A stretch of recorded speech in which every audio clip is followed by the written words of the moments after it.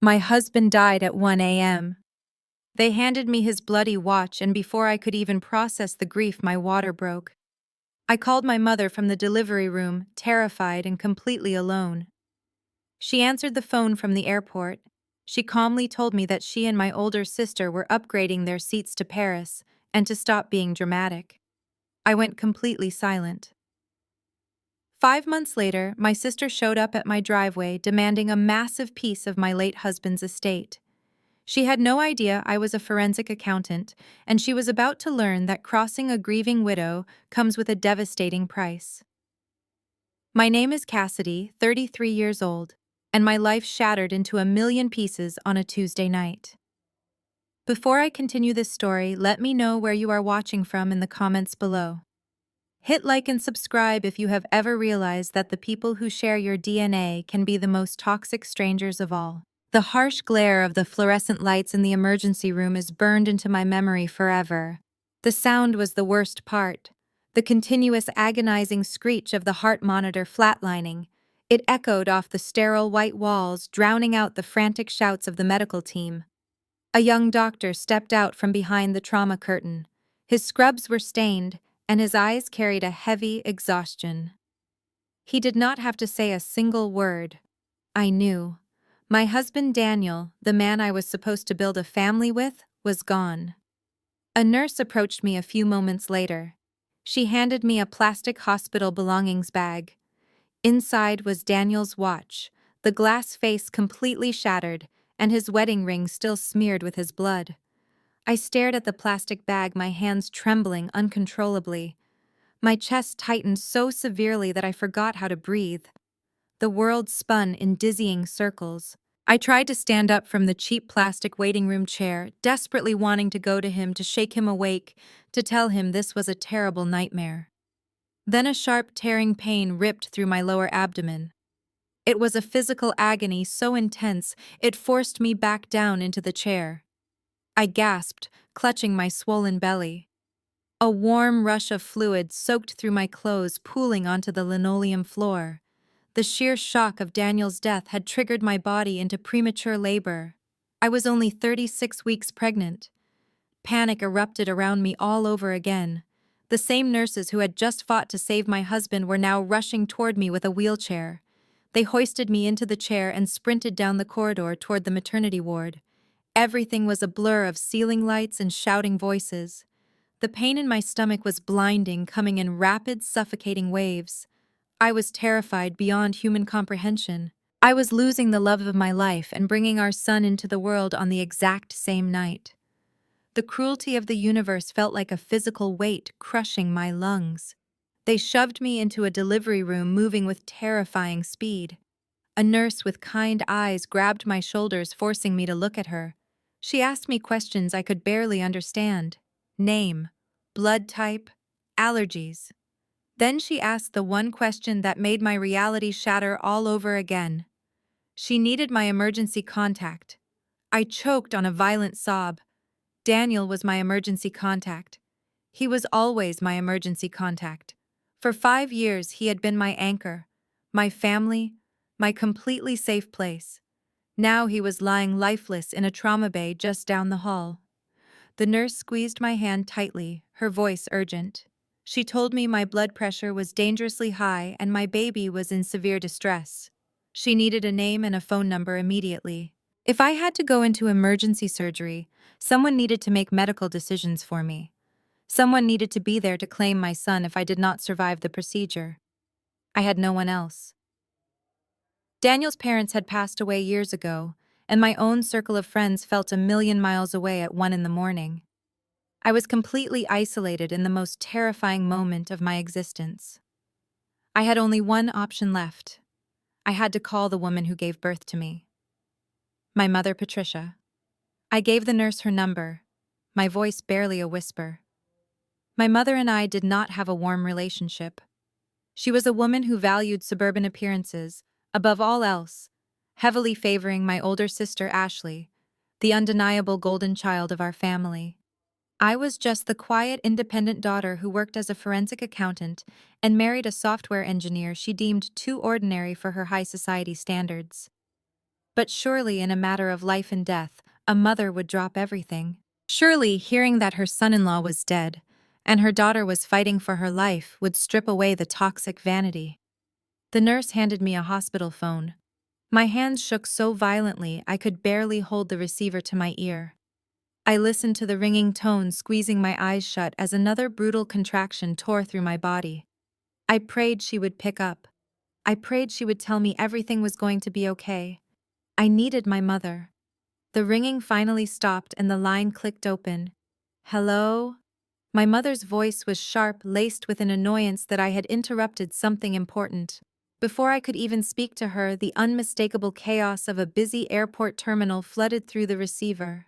I could hear the rhythmic, heavy thud of suitcases rolling over tile floors, and a gate agent echoing through a loudspeaker, announcing the final boarding call for an international flight. "Mom!" I gasped. My voice barely recognizable as another wave of blinding pain ripped through my abdomen. "It is Daniel. There was a car accident on his way home from the office. Mom, he is gone. He is dead. I am at the hospital and they are rushing me into an emergency delivery right now. My blood pressure is crashing. The doctors say I might not make it through the surgery. I am completely alone. Please, I need you to come." I gripped the plastic hospital phone so tightly my knuckles turned white. I waited for the sharp gasp. I waited for the sudden shift in her tone, the maternal instinct to finally kick in the frantic questions about which hospital room I was in. Instead, there was a heavy, irritated sigh. It was the exact sigh she gave when a waiter brought her the wrong vintage of wine at a country club dinner. "Cassidy, please stop being so dramatic," she said, her voice dripping with ice. "Do you have any idea what time it is and where we are?" "We are standing at the boarding gate at JFK. I blinked, the sterile lights of the delivery room suddenly feeling blinding. JFK. Mom, what are you talking about? My husband just died. I am about to be cut open. I am talking about the fact that Ashley and I just paid $12,000 to upgrade our seats to Paris, she snapped as if explaining something to a slow toddler. It is her 35th birthday trip. We have been planning this luxury getaway for 6 months. You know how much your sister needs this vacation after the stress of her home renovations. I am not throwing away a first-class transatlantic flight and a non-refundable suite at the Ritz just because you are having a panic attack. A loud, mocking laugh echoed in the background. It was Ashley.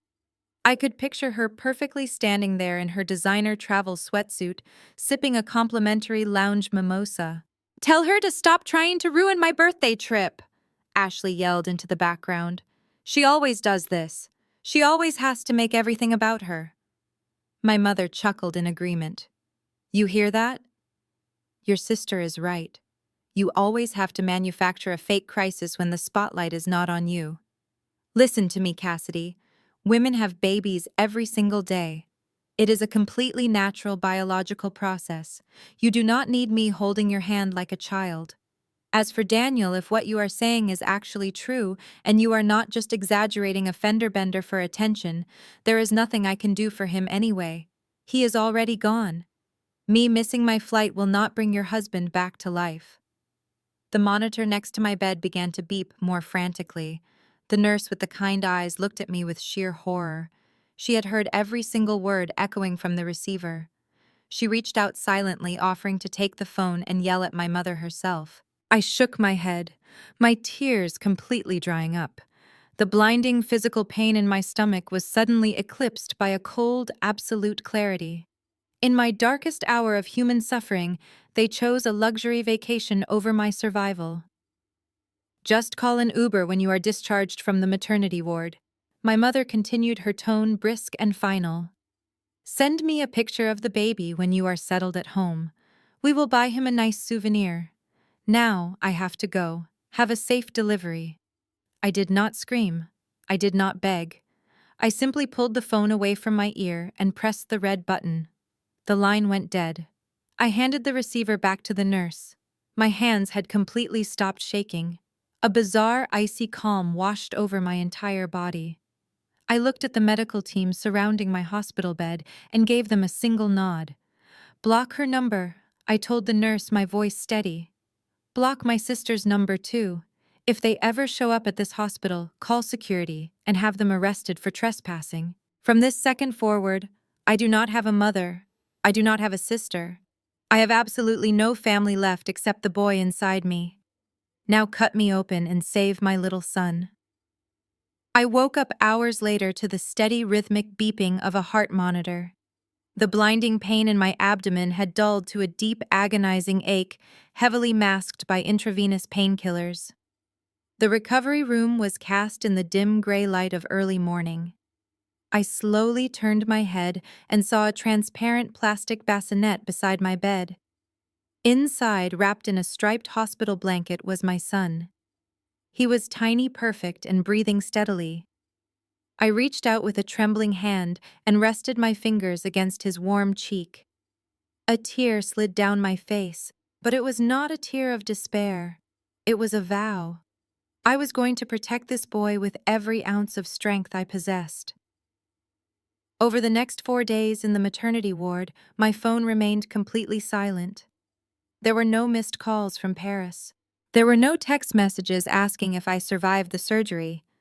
There were no expensive floral arrangements delivered to the nurse's station. My mother and sister had simply continued their luxury vacation drinking champagne in front of the Eiffel Tower, while I arranged my husband's cremation from a hospital bed. I paid the funeral home over the phone, holding my newborn son in my other arm. The silence from my blood relatives was absolute, but it was also liberating. On the 5th day, a nurse wheeled me out to a waiting taxi. I carried my son up the driveway of the home Daniel and I had shared. The house was freezing, and the silence inside was deafening. Daniel's boots were still kicked off by the front door. His coffee mug was still sitting in the sink from the morning he left. The crushing weight of the emptiness threatened to snap me in half. Most new widows would have collapsed onto the floor and completely surrendered to the grief. But I could not afford that luxury. I had a son who depended on my survival. Instead of breaking down, I laid my sleeping baby in his crib, walked straight into Daniel's home office, and sat at his desk. I am a forensic accountant. For over a decade, my entire career has been built on dissecting complex financial webs, tracking missing assets, and exposing hidden frauds. Numbers do not ever lie to you. Numbers do not betray you at an airport terminal. I needed a distraction from the blinding pain of my reality, and Daniel's messy estate was the only puzzle left to solve. I opened his laptop. It was password protected, but I knew Daniel better than anyone. I typed in the coordinates of the beach where he proposed, and the screen instantly unlocked. I bypassed his personal emails and went straight into his financial directories. Daniel was a brilliant software developer, but his accounting skills were notoriously chaotic. We kept our finances mostly separate because my meticulous nature clashed with his disorganized habits. But as I started pulling his bank statements, tax returns, and investment portfolios, my professional instincts immediately flared. Something was fundamentally wrong. Large sums of capital were hemorrhaging from his primary accounts, funneled into a labyrinth of obscure wire transfers. I spent hours writing algorithms to trace the digital footprint of the missing money. By midnight, my spreadsheets revealed a massive anomaly. Daniel had quietly liquidated a significant portion of his stock options 3 years ago to fund a hidden limited liability company registered in Delaware. He never mentioned this company to me. He never declared it on our joint tax filings. My heart pounded against my ribs. I ran a deep registry search on the company name and found a buried server directory on his hard drive. It was secured behind military-grade encryption. I ran a brute force decryption software I used for corporate audits. It took 6 hours of relentless processing, but just as the sun began to rise over the suburban skyline, the security wall finally cracked. A single heavily encrypted folder appeared on the center of the screen. I moved the cursor over the file, my breath catching in my throat. The folder was labeled Patricia and Ashley Liabilities. I clicked open the first subfolder, and a mountain of PDF documents flooded the screen. Promissory notes, mortgage bailouts, credit card payoffs. My late husband had not just been running a software firm, he had been quietly operating as a secret financial safety net for the two women who had abandoned me to die. The grief evaporating from my body was instantly replaced by a cold, calculating rage. They thought they were dealing with a heartbroken widow. They had no idea they had just handed a loaded gun to a forensic accountant. I leaned back in my black leather office chair, fully prepared for a ruthless and unforgiving war. Over the next 5 months, while my son slept soundly in his crib, I spent every waking hour dissecting the financial grave my husband left behind. The deeper I dug into the encrypted folder, the more sickening the truth became. Daniel had not just been generous. He had been manipulated, guilt-tripped, and financially bled dry by my mother and sister for years. I found emails from Patricia crying about losing her status in the community, begging him for cash injections.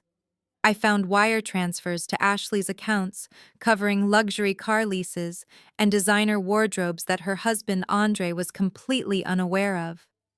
But the most shocking discovery was the property deed.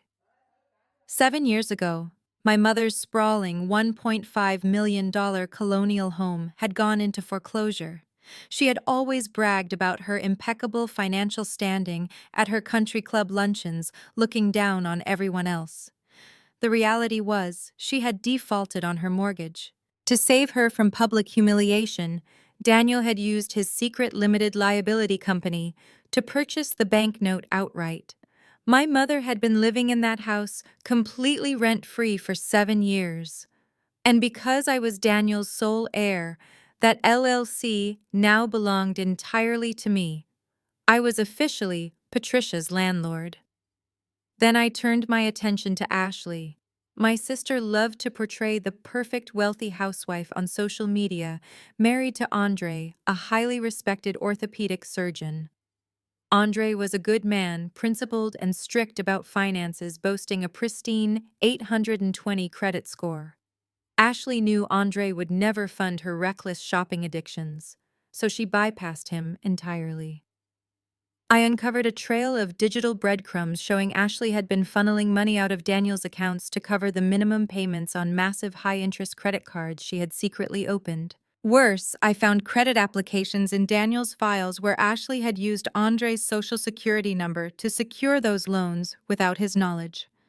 Daniel had been covering the tracks of a federal financial crime. The betrayal tasted like ash in my mouth, but it fueled my focus. I did not waste a single tear. Instead, I went to war the only way a forensic accountant knows how. I secured every single document. I downloaded the metadata proving the exact dates and IP addresses of every transaction. I quietly hired the most ruthless probate attorney in the city, an older gentleman named Richard, who specialized in aggressively dismantling complex estates.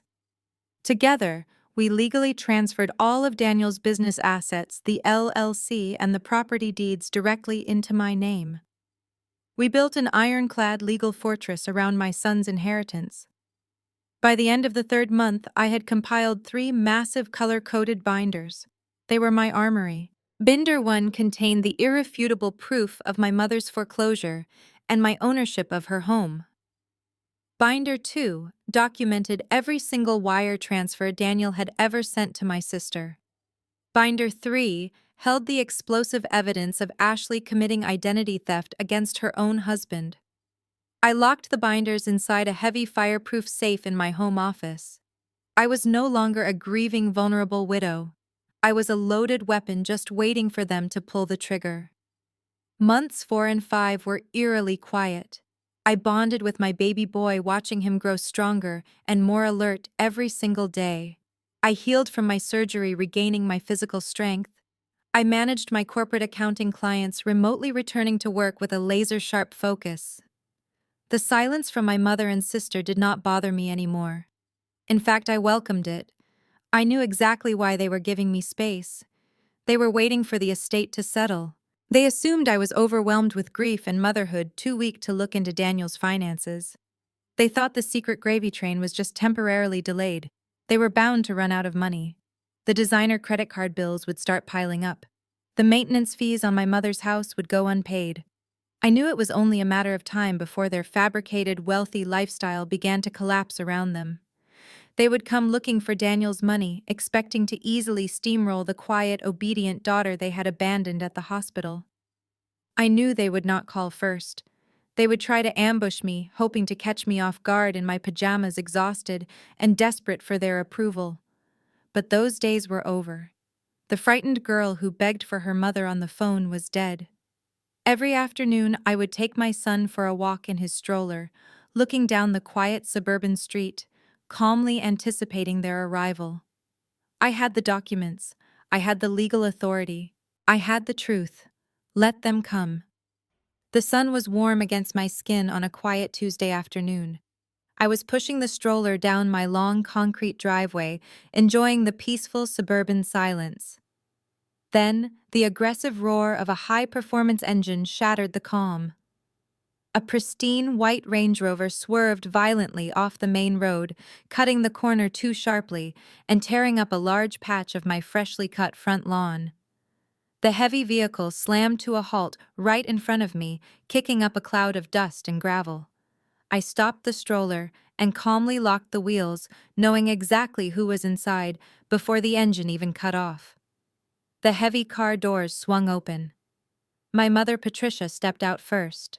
She was draped in a tailored cashmere coat that likely cost more than my first vehicle, her hair perfectly blown out, not a single strand out of place. Ashley emerged from the passenger side a second later, adjusting her oversized designer sunglasses and aggressively clutching a limited edition crocodile skin handbag.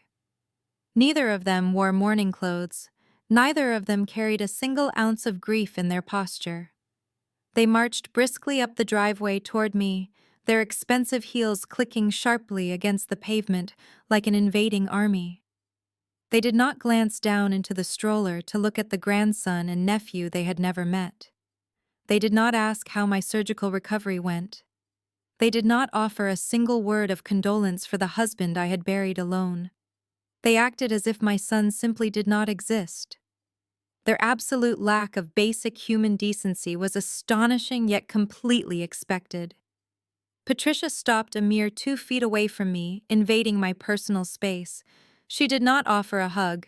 Instead, she aggressively reached into her luxury handbag and pulled out a sharply folded piece of white paper. "We need to settle this matter immediately," my mother said, her voice cold, commanding and completely devoid of empathy. "I have given you 5 months to mourn your loss, Cassidy. That is more than enough time to sit around feeling sorry for yourself. The estate should be out of probate by now. I expect the $300,000 transferred directly into my primary checking account by the end of this week. I will not accept any excuses or delays. You are going to make this right immediately." I kept my hands resting lightly on the handle of the stroller, my expression completely unreadable. $300,000, I repeated, keeping my voice perfectly flat and devoid of any emotion. Ashley let out a loud theatrical sigh, shifting her weight and crossing her arms defensively over her chest. She rolled her eyes dramatically. "Do not play dumb with us," Ashley snapped, tapping her manicured fingernails against her expensive purse. "Mom loaned Daniel the money right before his little car accident. His miserable software company was going completely under, and he practically begged her for a massive financial bailout just to keep his servers running and the lights on. You owe her that money." Patricia violently thrust the folded piece of paper right into my face. "It is a legally binding promissory note," she declared proudly, a smug and victorious smirk playing on her lips. "Daniel signed it himself. I had my lawyer draft it up. Since you inherited his entire estate and all of his remaining assets, his outstanding debts are now your legal responsibility. I expect you to liquidate whatever pitiful tech investments he had and pay me back every single penny. If you have to sell this rundown house to do it, then you need to call a real estate agent today." I reached out slowly and took the crisp piece of paper from her manicured fingers. I unfolded it, my eyes immediately scanning the printed text. The document was a crude generic template, likely downloaded directly from the internet. As a forensic accountant, I spot financial fraud for a living. I did not even need to run a deep analysis to see the glaring inconsistencies. The signature at the bottom of the page looked vaguely like Daniel's handwriting, but the pen pressure was completely wrong, and the ink seemed remarkably fresh for a document supposedly signed over 5 long months ago. Furthermore, the interest rate listed on the fake document violated state usury laws, something Daniel would have instantly recognized. They were currently standing in my quiet driveway, attempting to extort a grieving widow completely unaware that I had spent the last 5 months mapping out every single penny of Daniel's wealth. I stared down at the forged signature, feeling a cold, calculating surge of pure adrenaline pumping through my veins. The trap was officially set. My enemies had finally arrived. Let the brutal games begin. I slowly folded the crisp piece of paper exactly in half, creasing the edge, and held it out toward my mother. "I am not paying this," I said, my voice perfectly calm and carrying over the gentle suburban breeze. "This is clearly not Daniel's signature. And even if it were, the interest rate you listed on this ridiculous document violates state usury laws. I will not give you a single cent." Patricia's jaw dropped in shock. She snatched the paper back so aggressively that her manicured nails scraped against my palm. "Excuse me," she hissed, her voice vibrating with raw anger. "How dare you speak to me with such blatant disrespect? I am your mother. You are nothing but a confused, grieving widow who clearly has absolutely no idea how to manage a complex financial portfolio. I will drag you through probate court until you are completely bankrupt and begging me for a place to stay." Ashley stepped forward instantly, positioning herself between me and our mother, aggressively invading my personal space. She pointed a long finger polished in red lacquer right at my chest. "You really want to play hardball with us, Cassidy?" She sneered, her designer sunglasses slipping slightly down the bridge of her nose. "Because we did not come here just to ask nicely. You pay Mom the $300,000 in cash right now, or she is filing an emergency petition for grandparents' rights first thing tomorrow morning. We already spoke to a very expensive family lawyer. We will file immediate injunctions to freeze Daniel's entire estate, drain your pathetic bank accounts with endless legal fees, and take the boy away from you. You are an unstable, depressed widow who had a traumatic birth. A family court judge will look at your psychological state and hand that child right over to his loving, wealthy, and emotionally stable grandmother." The sheer audacity of the threat hung heavily in the crisp air between us. Grandparents' rights, they did not even know his name. They had abandoned me to die in a sterile emergency room so they could drink vintage champagne in a Parisian hotel, and now they were actively using my infant son as a legal pawn to extort money. Most new mothers would have instantly collapsed in tears at the sheer terror of losing their child to a ruthless legal system. But I did not flinch. I knew the family law codes intimately. I knew that family court judges in our state required documented proof of a strong pre-existing bond to even consider granting visitation or custody rights to a grandparent. They had zero proof. They had never sent a baby gift, never made a single phone call, and never even looked at a photograph. They were arrogantly walking into a legal slaughterhouse entirely blind. I looked Ashley dead in the eyes and let out a short, genuine laugh that echoed loudly down the driveway. "You want to file a lawsuit against me?" I asked, raising a skeptical eyebrow. "You actually want to drag my husband's private estate into a public courtroom and open up a full financial discovery process?" I shifted my intense gaze directly to my mother, dropping my voice down to a sharp, icy whisper. "Are you absolutely sure you want to do that, Mom? Because once you file that legal petition, the judge is going to demand a thorough, exhaustive look at everyone's finances. Your offshore bank accounts, your credit scores, your tangible assets." I took a slow, deliberate step closer to Patricia, forcing her to look at me. "For instance, the court might want to verify the deed to your beautiful, sprawling colonial house, the one you love bragging about at the country club luncheons. Are you completely certain you want a judge pulling those public property records? Patricia's face went completely rigid. The color instantly drained from her cheeks, leaving her expensive designer foundation looking like a pale, ghostly mask. Her eyes darted nervously away from mine, and she swallowed hard, her throat visibly working. She knew I was implying something incredibly dangerous, even if she did not yet realize the full devastating extent of my knowledge. But Ashley, completely blind to the financial ruin hovering over her own head, just scoffed loudly. "Do not try to threaten Mom," she yelled, stomping her expensive heel. "Her house is worth almost $2 million and is fully paid off. You live in this pathetic, outdated ranch. You are nothing compared to our family." "If you are so confident," I replied. Turning back to my stroller, "Then I highly suggest you go file that paperwork tomorrow morning. But I promise you this. The moment you cross that courthouse threshold, your fake wealthy illusion officially ends." Just as the heavy silence settled over the driveway, a sleek charcoal gray Mercedes sedan pulled up to the curb right behind my mother's obnoxious Range Rover. The driver's side door opened, and Andre stepped out into the afternoon sun.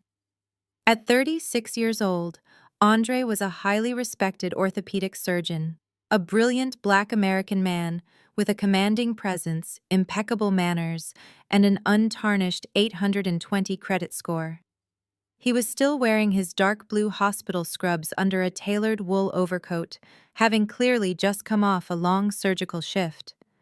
Unlike the two women standing on my lawn, Andre carried a beautifully wrapped gift box from a high-end children's boutique in his hands. He walked up the driveway with a warm, sympathetic expression, completely oblivious to the venomous extortion plot his wife and mother-in-law were currently executing. "Ashley, what are you doing here?" Andre asked, his deep voice cutting through the tension. "You told me you were going to the spa with Patricia. I tracked your phone location because you forgot your house keys on the kitchen counter." He turned his attention to me, his eyes softening with genuine sorrow. "Cassidy, I am so incredibly sorry for your loss.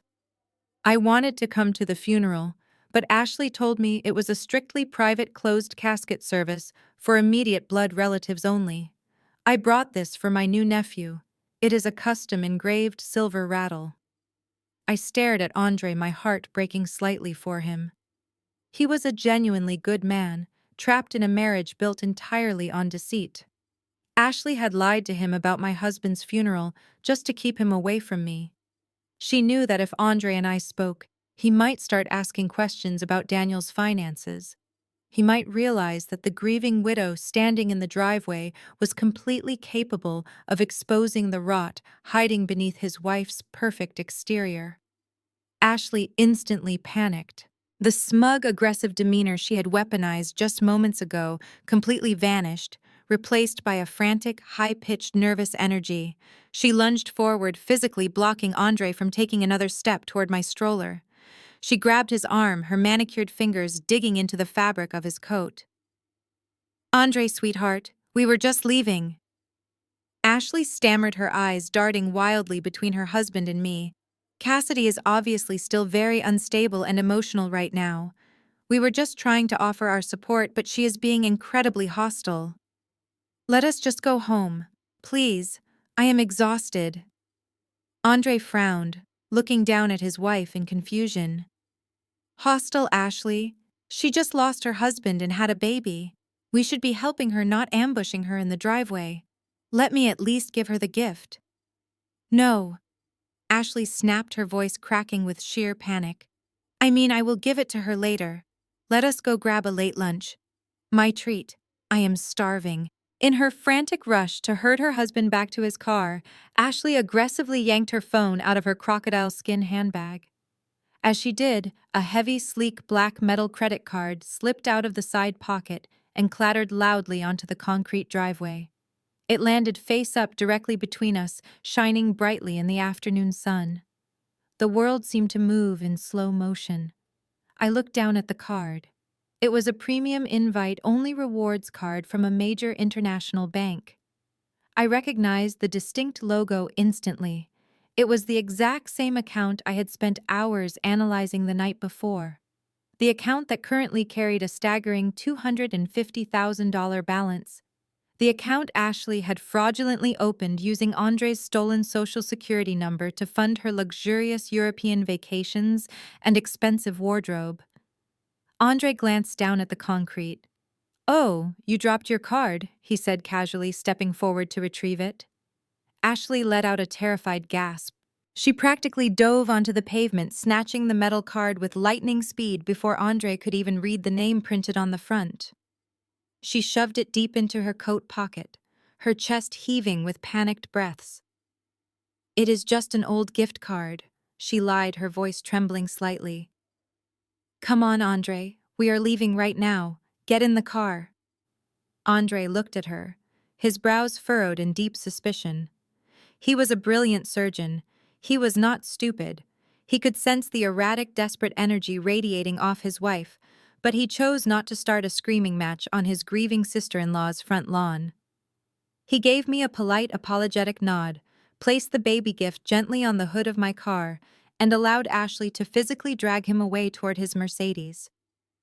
Patricia practically ran back to her Range Rover, eager to escape before the situation unraveled any further. I stood perfectly still, watching their luxury vehicles speed away down the quiet suburban street. Ashley thought she had successfully dodged a bullet. She thought she had protected her luxurious web of lies.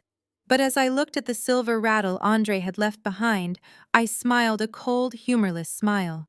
They had just given me everything I needed. I turned the stroller around and walked back into my house, picking up my phone to call my probate attorney. It was time to finally strike back. I walked into my quiet kitchen, locked the front door, and dialed Richard, my probate attorney. He answered on the second ring. I told him about the ambush in the driveway, the forged promissory note, and the panicked look on Ashley's face when her premium credit card hit the concrete. Richard chuckled a dry, raspy sound over the phone. He told me that desperate people make careless mistakes, and Patricia and Ashley were practically handing us the rope to hang them with. He advised me to stay completely silent and wait for their next move. They were arrogant, and arrogant people always need an audience. He was absolutely right. It only took them 4 hours to launch their public assault. Later that evening, after putting my son to sleep, my phone began vibrating continuously against the kitchen counter. It started with one text message from an aunt I had not spoken to in 3 years, then a barrage of notifications from Facebook, followed by a voicemail from my cousin. I unlocked my screen and opened the social media app. Right at the top of my feed was a massive multi-paragraph post, written by my mother Patricia. It already had hundreds of reactions, dozens of shares, and a rapidly growing comment section filled with outraged friends and extended family members. I read the post carefully, marveling at the sheer theatricality of her lies. Patricia had crafted a masterpiece of emotional manipulation. She wrote about how her heart was completely shattered by the tragic loss of her beloved son-in-law, Daniel. She claimed they had a beautiful, close relationship and that he had confided in her about his failing software business just days before his fatal accident. Then the narrative took a vicious turn. Patricia painted herself as a desperate, loving grandmother who was being cruelly shut out by an unstable, deeply disturbed daughter. She wrote that the traumatic birth had completely broken my mental state. She claimed I was hoarding Daniel's remaining assets, refusing to honor a legal loan he had begged her for to save his company, and using my innocent infant son as a weapon of punishment. "I am terrified for my grandson's safety," she typed, ending the post with a string of crying emojis. "She is not in her right mind. She has blocked our numbers and threatened to call the police on me just for bringing a baby gift to her house today. Please pray for our family during this agonizing nightmare." It was a calculated, vicious smear campaign designed to destroy my reputation and build public sympathy for her upcoming lawsuit. And it was working perfectly. My phone was completely blowing up. Relatives who had not bothered to attend Daniel's funeral were suddenly deeply invested in my mental health. My aunt texted me, calling me a selfish monster for keeping a grieving grandmother away from her only grandchild. A cousin left a voicemail demanding I pay my mother back the money I supposedly stole. People from my mother's country club were leaving public comments tagging local family lawyers and suggesting Patricia call Child Protective Services on me. A normal person would have been devastated. A normal widow would have logged on crying and frantically typing out a desperate defense trying to explain the truth to people who had already made up their minds. But I did not shed a single tear. I did not type a single angry reply. I did not block anyone. Instead, I poured myself a cup of black tea, sat down at my kitchen island, and opened a fresh digital folder on my laptop. I spent the next 2 hours meticulously screenshotting every single post, every shared link, every vicious comment, and every hateful text message. I captured the timestamps, the usernames, and the exact wording of my mother's defamatory claims. Defamation is a very specific legal tort, and my mother was publicly accusing me of financial theft and child endangerment in writing. I cataloged the evidence with the cold, detached precision of a forensic accountant building a federal fraud case. I forwarded the entire encrypted digital file to Richard with a single clear sentence attached. "Here is the public defamation evidence you asked for." Richard replied less than 5 minutes later with a very enthusiastic response. "This is absolute gold, Cassidy. We are going to tear them apart in court." I closed my laptop and walked upstairs to quietly check on my sleeping son. My mother thought she was controlling the narrative. She thought she was isolating me, painting me into a corner where I would be forced to surrender out of pure public shame. She had absolutely no idea that her viral Facebook post was not a weapon against me. It was a completely legally binding public confession. Exactly 2 days after the viral social media post, the formal legal strike finally arrived at my doorstep. A courier knocked aggressively on my front door and handed me a thick manila envelope requiring a certified signature. I signed the electronic pad, took the envelope into my kitchen, and sliced it open with a paring knife. Inside was a formal demand letter, printed on the shockingly cheap thin letterhead of a strip mall family law attorney named Gary. My mother had clearly hired the cheapest, most aggressive lawyer she could find on short notice, someone willing to send threatening legal documents without doing even a basic background check on the estate. The letter was a masterpiece of sloppy legal intimidation. Gary formally demanded the immediate liquidation of $300,000 from Daniel's estate to satisfy the forged promissory note. Furthermore, he explicitly threatened to file an emergency injunction for grandparents' rights, citing my severe emotional instability and erratic behavior as the primary justifications. He actually referenced the defamatory Facebook post as evidence of my unfitness to parent. The letter concluded with a smug ultimatum, offering me the chance to settle the matter quickly in private mediation to avoid the public humiliation of a prolonged court battle. They were banking entirely on my supposed fragility. They assumed I would be too terrified of a public scandal to fight back. I placed the amateur demand letter on top of my 3 heavy color-coded forensic accounting binders. Then I picked up my phone, called my babysitter, and drove straight to the downtown financial district to meet with my probate attorney, Richard. Richard operated out of a sleek, glass-walled office on the 40th floor of a premier corporate law firm. He was a silver-haired legal veteran who had spent 30 years dismantling complex corporate fraud and protecting massive family estates. He did not deal with petty emotional squabbles. He dealt strictly in hard financial facts and ruthless litigation. I walked into his spacious office, dropped the 3 massive binders onto his polished mahogany desk, and handed him the demand letter from Gary. Richard adjusted his reading glasses and scanned the document. A slow, deeply amused smile spread across his weathered face. He tossed the letter onto the desk with a gesture of pure dismissal. "This attorney is completely out of his depth," Richard said, leaning back in his leather chair. "He is citing family law codes that were amended 4 years ago, and he is attempting to extort a private estate using a digital printout with a highly questionable signature.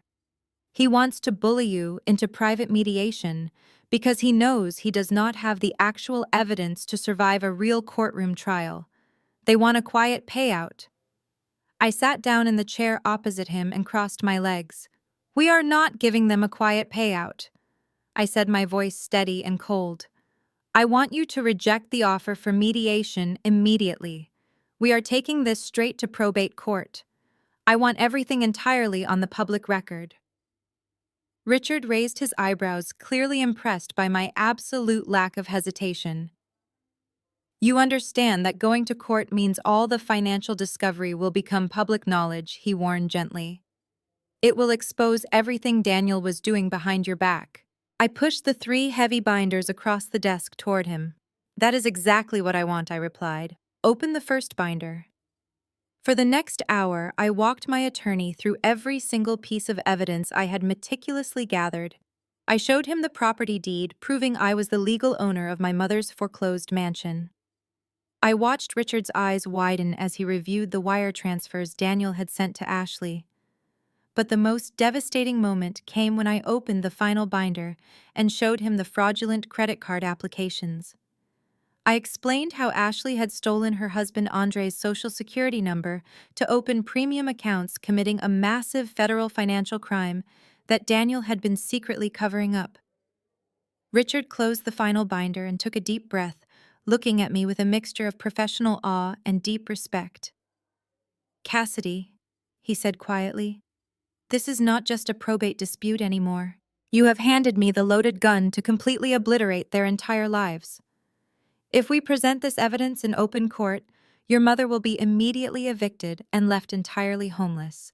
Your sister will not only face an ugly, catastrophic divorce from Andre, but the judge will be legally obligated to report her to the federal authorities for severe identity theft.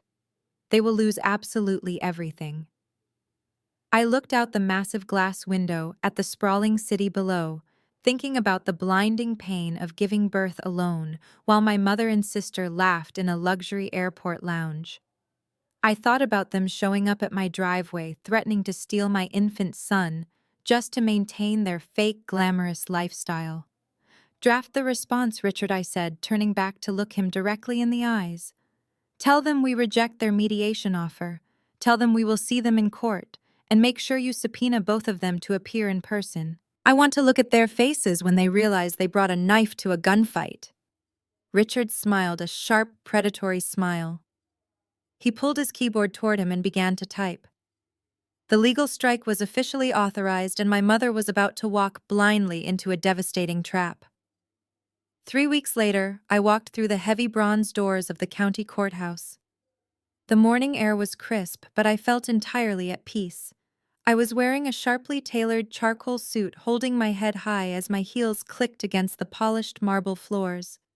Richard walked right beside me, carrying a heavy leather briefcase that contained the absolute destruction of my remaining blood relatives.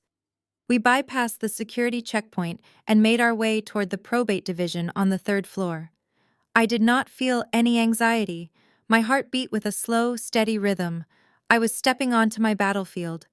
When we stepped off the elevator, the long, echoing hallway was already buzzing with restless energy. I immediately spotted them standing near the wooden doors of courtroom 4.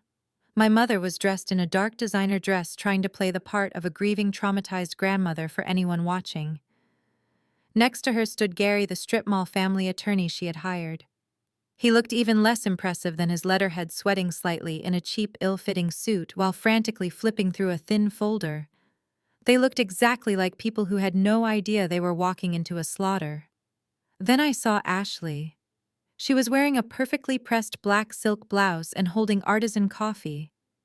The moment she saw me step out of the elevator, her eyes narrowed.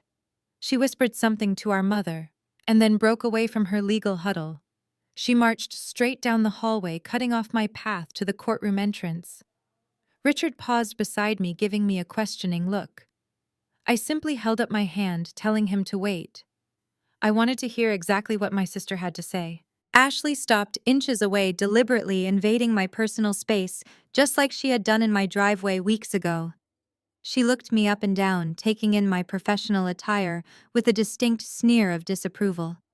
She leaned in close, her voice dropping to a harsh, toxic whisper, trying to frame her extortion as sisterly advice. "Listen to me carefully, Cassidy," she whispered, glancing around to make sure nobody else could hear her. Mom is extremely angry and Gary is ready to destroy your reputation in there. The judge is going to look at your medical records from the birth and declare you completely unfit to manage an estate. You will lose custody of your son, but it does not have to be this ugly. Just tell your lawyer to accept mediation right now. Quietly sell that pathetic ranch house of yours, pay Mom the $300,000, and we can all move on. Do not drag Daniel's private business into a public courtroom. You are going to embarrass his memory and ruin his legacy. Just surrender, Cassidy, because you cannot win this. She stared at me, waiting for my composure to crack. She expected my eyes to fill with tears. For 33 years, my sister had successfully gaslighted me, using shame and guilt to keep me perfectly obedient. But the woman standing in front of her today was not the younger sister she used to bully. I did not say a single word in response. I simply looked past her shoulder, focusing my gaze entirely on the man sitting quietly on a wooden bench further down the hallway. It was Andre. He was dressed in a pristine gray suit, reading a medical journal while waiting for the doors to open. He had taken time out of his demanding surgical schedule to come here and support his wife. He was a loyal husband, completely blind to the fact that his perfect marriage was built on massive federal fraud.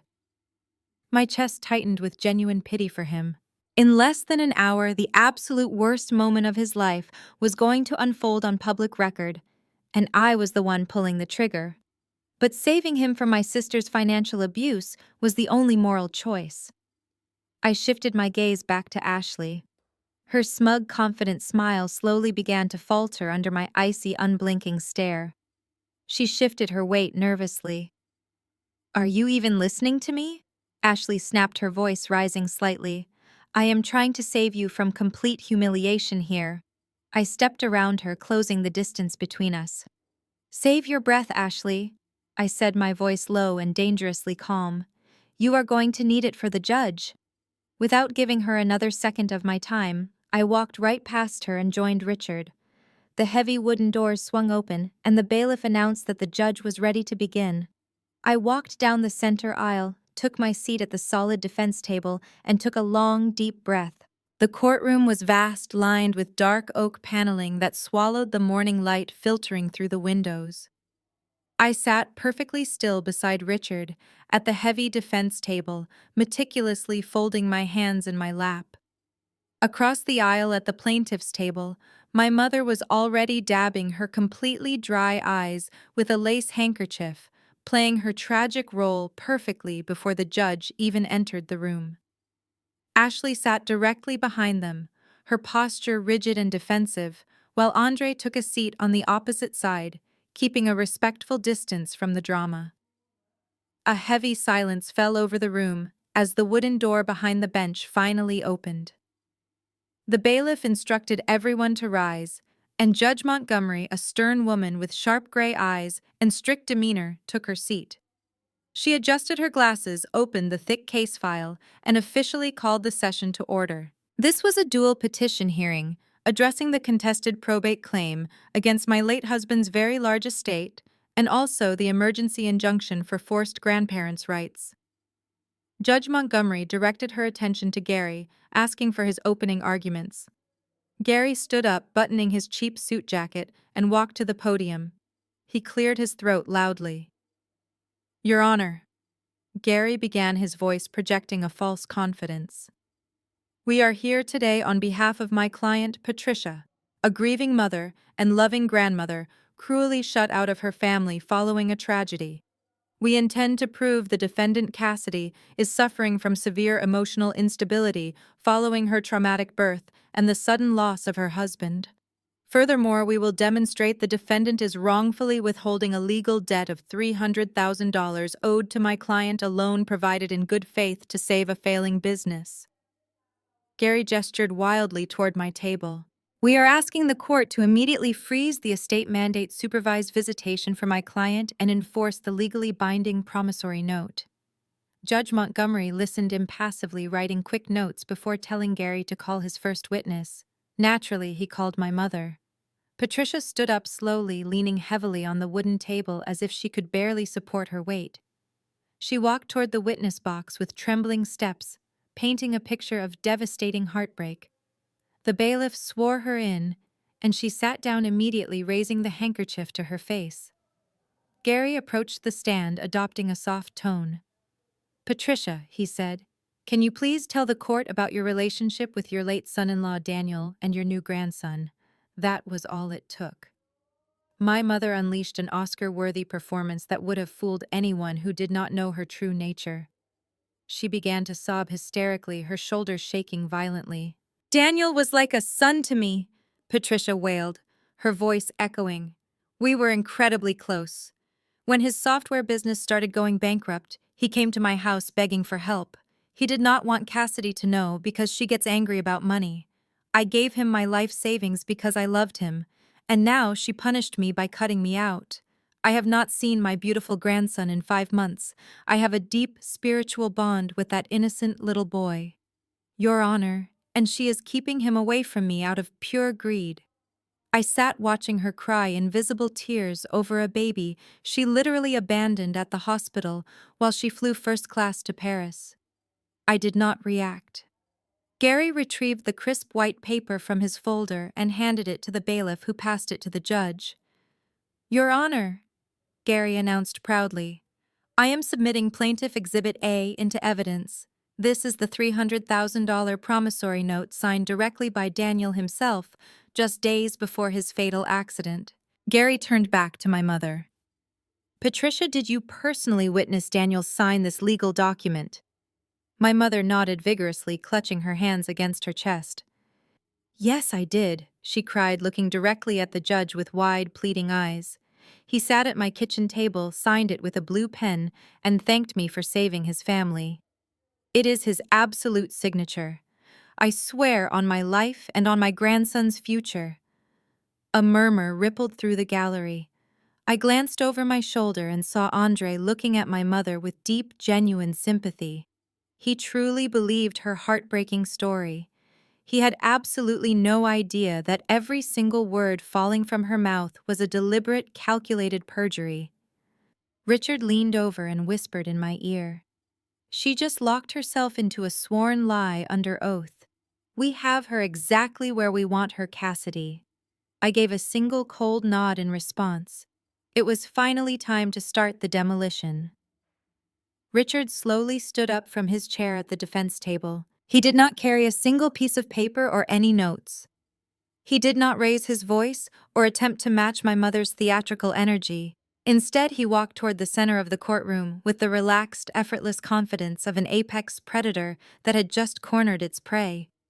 Patricia sniffled loudly into her lace handkerchief, bracing herself for an aggressive attack, but Richard simply stopped a few feet away and smiled warmly at her. "Mrs. Patricia," Richard began, his voice smooth and incredibly conversational, "you have painted a very moving picture today of your profound love for your infant grandson. You are petitioning this honorable court for legally mandated visitation rights, claiming a deep spiritual bond that is being cruelly severed by my client." Patricia nodded bravely, dabbing the corners of her dry eyes. "Yes," she whispered softly. "That is all I want. I just want to see my sweet boy and hold him in my arms." "Understood," Richard said, pacing slowly in front of the witness box. "However, family court law in this state is very specific and very clear. To grant grandparents rights over the explicit objection of a fit parent, the court must find that a substantial pre-existing relationship already exists between the grandparent and the child. Since you share such a profound and unbreakable bond, I have 3 very simple questions to establish that relationship for the official public record." Gary, the strip mall lawyer, shifted nervously in his cheap suit. He leaned forward, sensing a trap, but lacking the intellect to see exactly where it was hidden. "First," Richard said, stopping and looking directly into my mother's eyes, "please tell the court your grandson's exact date of birth." The massive courtroom fell completely silent. The heavy oak clock on the wall seemed to tick louder. Patricia completely froze. She slowly lowered the lace handkerchief from her face, her eyes darting frantically toward the plaintiff table where Ashley was sitting. But Ashley was suddenly staring down at her lap, refusing to make eye contact. "Well?" Patricia stammered, her voice rapidly, losing its theatrical tremble. It was in the spring, late April. The 22nd, I believe. The 22nd, Richard repeated flatly, not breaking eye contact. Your Honor, let the record show my client gave birth via emergency surgery on May the 3rd. Your client missed her beloved grandson's birthday by nearly 2 weeks. A low murmur rippled through the gallery. Judge Montgomery frowned deeply, making a sharp, aggressive note in her heavy case file. Patricia's face flushed a dark, ugly shade of red. Cassidy did not send me a formal birth announcement, she deflected defensively, gripping the wooden railing. She completely shut me out of the delivery room and refused to answer her phone. She was undergoing emergency surgery to save her life, while you were actively boarding a first-class flight to Paris. Richard countered instantly, his voice snapping through the air like a whip. But let us move on to the second question. Since you feel such a deep spiritual connection to this innocent child, could you please tell the court his full name? Specifically, his middle name. Patricia gripped the edges of the witness stand so tightly, her knuckles turned white. The confident, grieving grandmother facade was rapidly melting away, exposing the panicked, ignorant stranger underneath. His first name is Leo, she guessed confidently, as Ashley had likely pulled that basic information from a public baby registry months ago. And his middle name is Daniel, after his poor father. I sat perfectly still at the defense table, my face an absolute mask of stone. Incorrect again, Richard said, shaking his head with mock sympathy. His middle name is Thomas, named after Daniel's late grandfather, a fact Daniel shared with you at Thanksgiving last year. So you do not know the day he was born, and you do not know his legal name. Objection! Gary shouted, practically jumping to his feet. Counsel is badgering the witness. My client has been maliciously alienated from the child. Overruled. Judge Montgomery snapped, her sharp gray eyes fixed entirely on my mother with growing disdain. The witness claimed a deep spiritual bond under oath. I want to hear the rest of this line of questioning. Sit down, counselor. Thank you, Your Honor, Richard said, turning back to Patricia. Just one final question regarding the child. Since you are asking this court to grant you unsupervised visitation and partial custody rights, it is absolutely vital that you understand his medical needs. What is the name of his primary pediatrician, and does the boy have any documented allergies? Patricia opened her mouth, but absolutely no sound came out. She looked like a fish suffocating on dry land. She looked at the stern judge, then at her sweating lawyer, and finally at me, her eyes flashing with pure, unadulterated hatred. I do not know, she finally hissed through clenched teeth. Richard turned his back to her and faced the judge directly. Your Honor, the plaintiff has completely failed to establish even the most basic fundamental facts about the child she claims to love so deeply. She does not know his birthday. She does not know his name. She does not know his doctor. The legal standard for grandparents' rights requires an existing substantial bond. Patricia has absolutely no bond with this child. She is a total stranger to him. Judge Montgomery looked down at Patricia with undisguised disgust. I am inclined to agree, Counselor, the judge said sharply. The custody portion of this petition is entirely baseless. Move on to the financial claims. I glanced over my shoulder at Andre sitting in the gallery. He was leaning forward, his brow deeply furrowed in confusion and growing alarm. The tragic story he had been fed by his wife was rapidly unraveling before his very eyes. Now, Richard said, pivoting sharply back to the witness stand. The warm tone was completely gone, replaced by the lethal edge of a seasoned litigator. Let us discuss the $300,000 promissory note. You testified under penalty of perjury that you personally witnessed Daniel sign this document. Patricia swallowed hard, clinging desperately to her last remaining lie. Yes, I did. Excellent, Richard said, picking up my heavy blue forensic accounting binder. Because my client happens to be a licensed forensic accountant, and we have some very interesting digital metadata to share with the court regarding this exact piece of paper, Your Honor. Richard continued, turning back to the bench. Given the highly complex financial nature of this estate, I call my client Cassidy to the stand, not merely as the defendant, but as an officially sworn expert witness in forensic accounting. Gary practically leaped over his table. "Objection!" he yelled, waving his hands frantically. "Massive conflict of interest, Your Honor. She is the sole beneficiary of the estate. She cannot testify as an unbiased financial expert in her own civil trial." Judge Montgomery glared down at him. "She is a licensed corporate auditor and the legal executor of this estate counselor. She is perfectly qualified to testify on the financial records she personally managed and inherited." Overruled. "The witness will take the stand." I stood up from the defense table. I smoothed down the jacket of my charcoal suit and walked toward the witness box with measured, deliberate steps. I placed my right hand on the Bible, swore to tell the absolute truth, and took my seat. I looked directly across the room at the plaintiff table.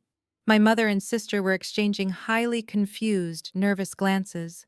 For my entire life, they had viewed my career as boring, mocking me for crunching numbers while they attended luxury parties and lived glamorous lives. They lacked the intellectual capacity to understand that a forensic accountant is essentially a financial homicide detective. They were about to realize far too late that they had wandered blindly into the territory of an apex predator. Richard approached the stand and handed me the heavy blue binder. "Cassidy," he said smoothly, "let us discuss Plaintiff Exhibit A, the promissory note. Did your late husband sign this document?" "No," I replied, my voice projecting clearly across the silent courtroom. "He did not." "This document is a complete forgery." Gary scoffed loudly from his table. "Your Honor, she is just making wild accusations to avoid paying her mother." I opened the binder and pulled out a stack of enlarged high-resolution printouts. I handed them to the bailiff, who distributed copies to the judge and the opposing counsel. Then I pressed a button on the witness stand console, projecting the primary document onto the large digital monitors mounted around the courtroom. "What you are looking at on the screens," I explained calmly, looking directly at Judge Montgomery, "is the embedded digital metadata extracted from the original file of that exact promissory note. Every digital document leaves an invisible forensic fingerprint. It records exactly when a file was created, when it was modified, and the specific device used to author it." I picked up my laser pointer and aimed it at the screen, highlighting a string of digital timestamps. "As you can clearly see on line 4, this specific document was not created 5 months ago, before my husband passed away. It was created exactly 4 days after his fatal car accident. Specifically, it was authored on a Thursday afternoon at 2:14 p.m. The courtroom was dead silent. I could hear the faint hum of the air conditioning vents overhead. Patricia was staring at the monitor, her mouth slightly open, completely failing to comprehend the digital code on the screen. But Ashley understood. The color was rapidly draining from her face, leaving her looking completely sick. Furthermore, I continued, my voice echoing with lethal precision. "The metadata reveals the exact machine used to draft this forgery. It was not typed on my husband's office computer. It was authored on a device with a registered user profile named Ashley Mac Pro. And the IP address logged at the exact moment of creation matches the guest network router at my personal home." I turned my head and looked directly at my sister. Ashley was gripping the edge of the table so hard her knuckles were completely white. She was hyperventilating, her chest heaving under her black silk blouse. "My sister Ashley," I stated firmly, "for the official court record, came to my house 4 days after Daniel died. She claimed she was coming over to help me organize the funeral arrangements while I was recovering from an emergency surgery. Instead, she sat at my kitchen island, logged onto my wireless network, and used her personal laptop to forge a $300,000 legal document against a dead man's estate." Gary physically dropped his expensive fountain pen. It hit the wooden table with a loud, hollow clatter. He looked at his clients with an expression of pure, unadulterated panic. He realized instantly that his clients had not just lied to him. They had weaponized him to commit federal fraud in front of a sitting judge. Judge Montgomery slowly took off her reading glasses. She looked from the metadata printout directly to my sister. The air in the room grew incredibly heavy. Ashley, realizing the walls were completely closing in, looked frantically toward the gallery. She looked at her husband, Andre. Andre was not looking at her with sympathy anymore. The brilliant, highly respected surgeon was staring at his wife with an expression of absolute horror and disgust. He was a man of logic and science, and the digital evidence displayed on the courtroom monitors was completely irrefutable. My sister was a criminal, and I was just getting started. Judge Montgomery leaned back in her high leather chair, her expression darkening into a storm of judicial fury. She ordered the bailiff to securely retain the metadata printouts as official court evidence. Gary, my mother's attorney, was physically shaking at his table. He knew his legal career was hanging by a thread for submitting a forged document into a court of law. But I was not finished. I had promised my lawyer that we were going to obliterate their entire lives, and I fully intended to keep that promise. I turned my attention away from my hyperventilating sister and looked directly at my mother. Patricia was completely frozen. She had just watched her golden child get exposed for federal identity theft, and she could sense the crosshairs locking onto her. "Your Honor," I said, making sure my voice carried clearly to every corner of the gallery. "Since the plaintiff has brought my late husband's estate into question, and since she is claiming a desperate financial need due to this unpaid loan, I believe it is highly relevant for the court to understand her true financial standing." Gary tried to stand up his chair, scraping loudly against the floor. "Objection, Your Honor. My client's personal finances are not the subject of this hearing." Judge Montgomery slammed her gavel down so hard, the sound echoed like a gunshot. "Sit down, Mr. Gary," she commanded fiercely. "Your client is attempting to extract $300,000 from an estate using a forged document. Her financial standing is incredibly relevant. The witness may proceed." I opened my second binder and pulled out a stack of certified county property records. I handed them to the bailiff. "My mother," I explained calmly to the court, "loves to present herself as a woman of immense wealth and high social standing. She frequently brags about her $1.5 million colonial home in the most exclusive suburban neighborhood in our city.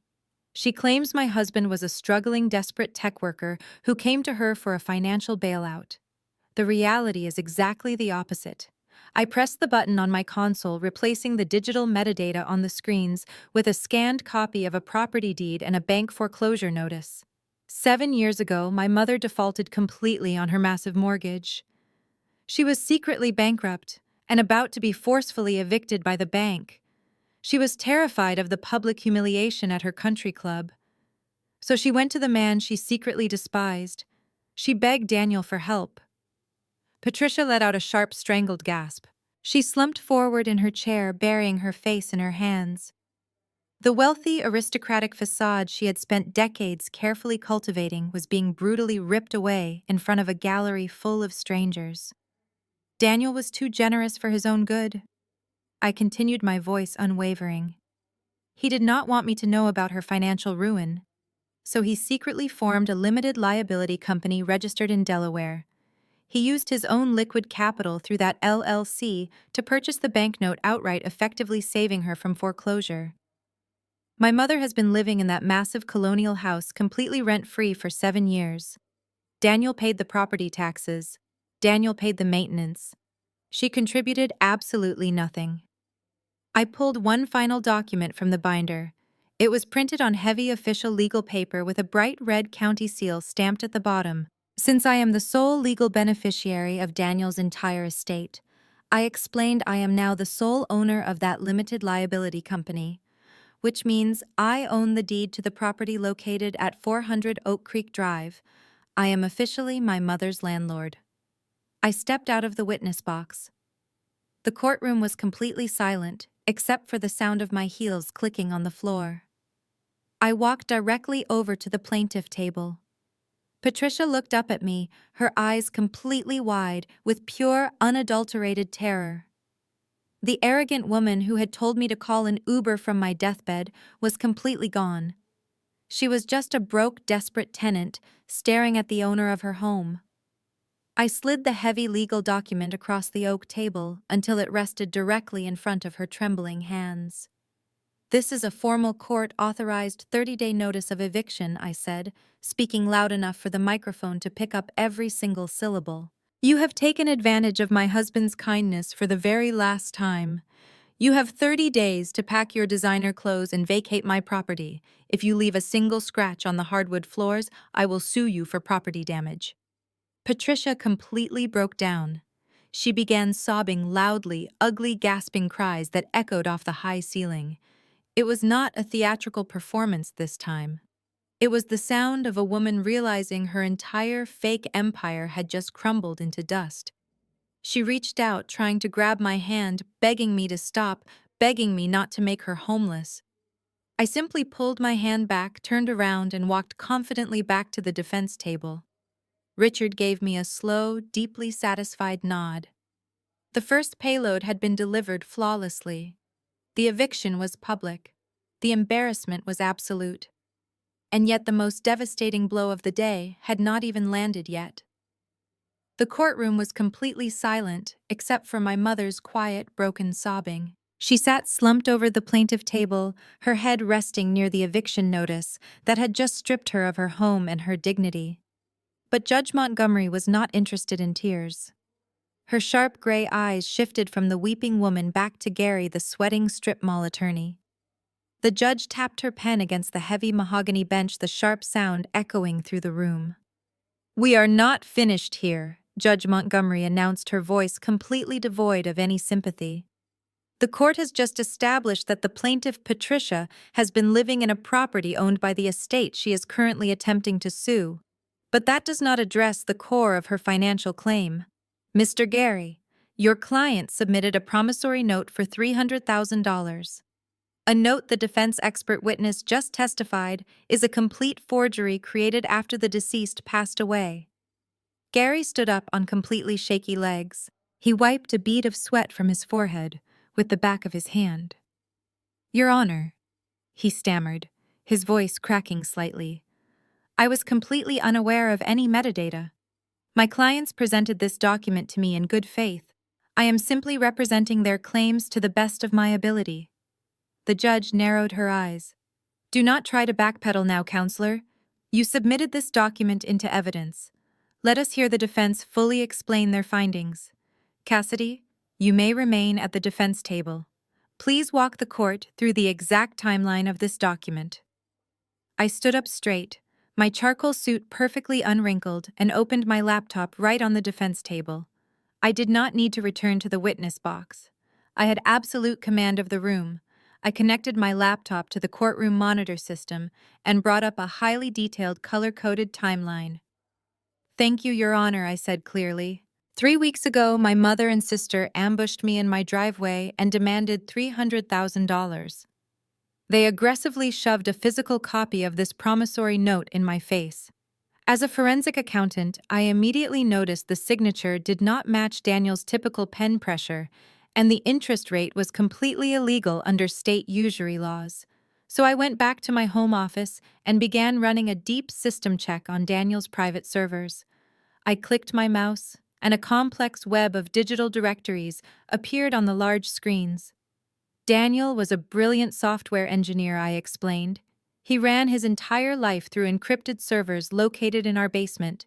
He backed up every single document, every email, and every network connection that occurred on our property.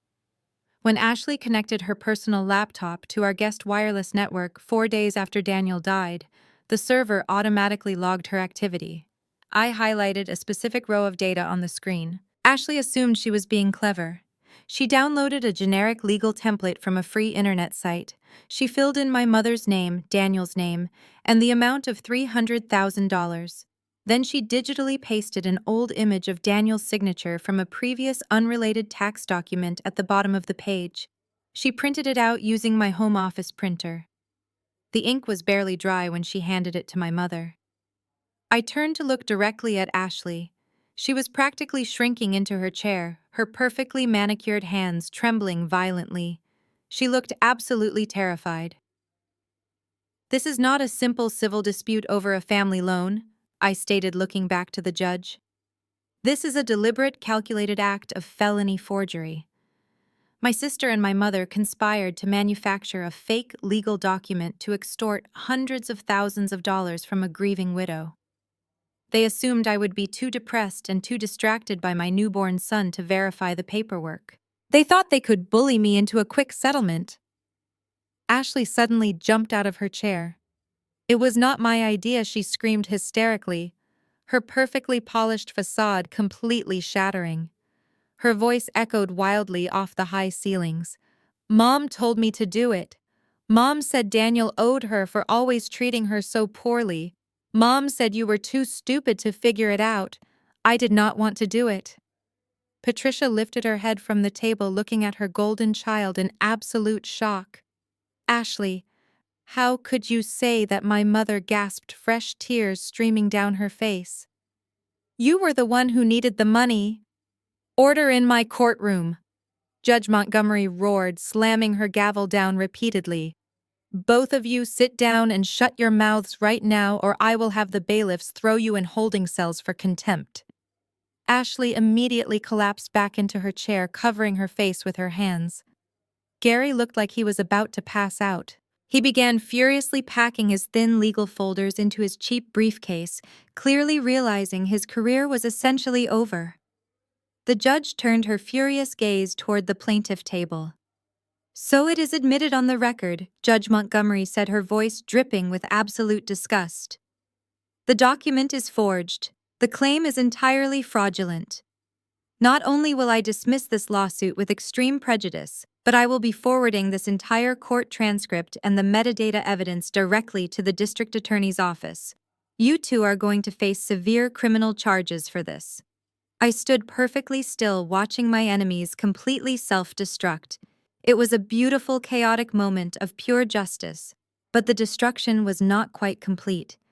There was still one massive secret left to expose, one final blow that would completely obliterate my sister's luxurious fake life forever. I closed the timeline on my laptop and prepared to open the final, most devastating file. I opened the final file directory on my screen. The heavy silence in the courtroom was thick enough to choke on.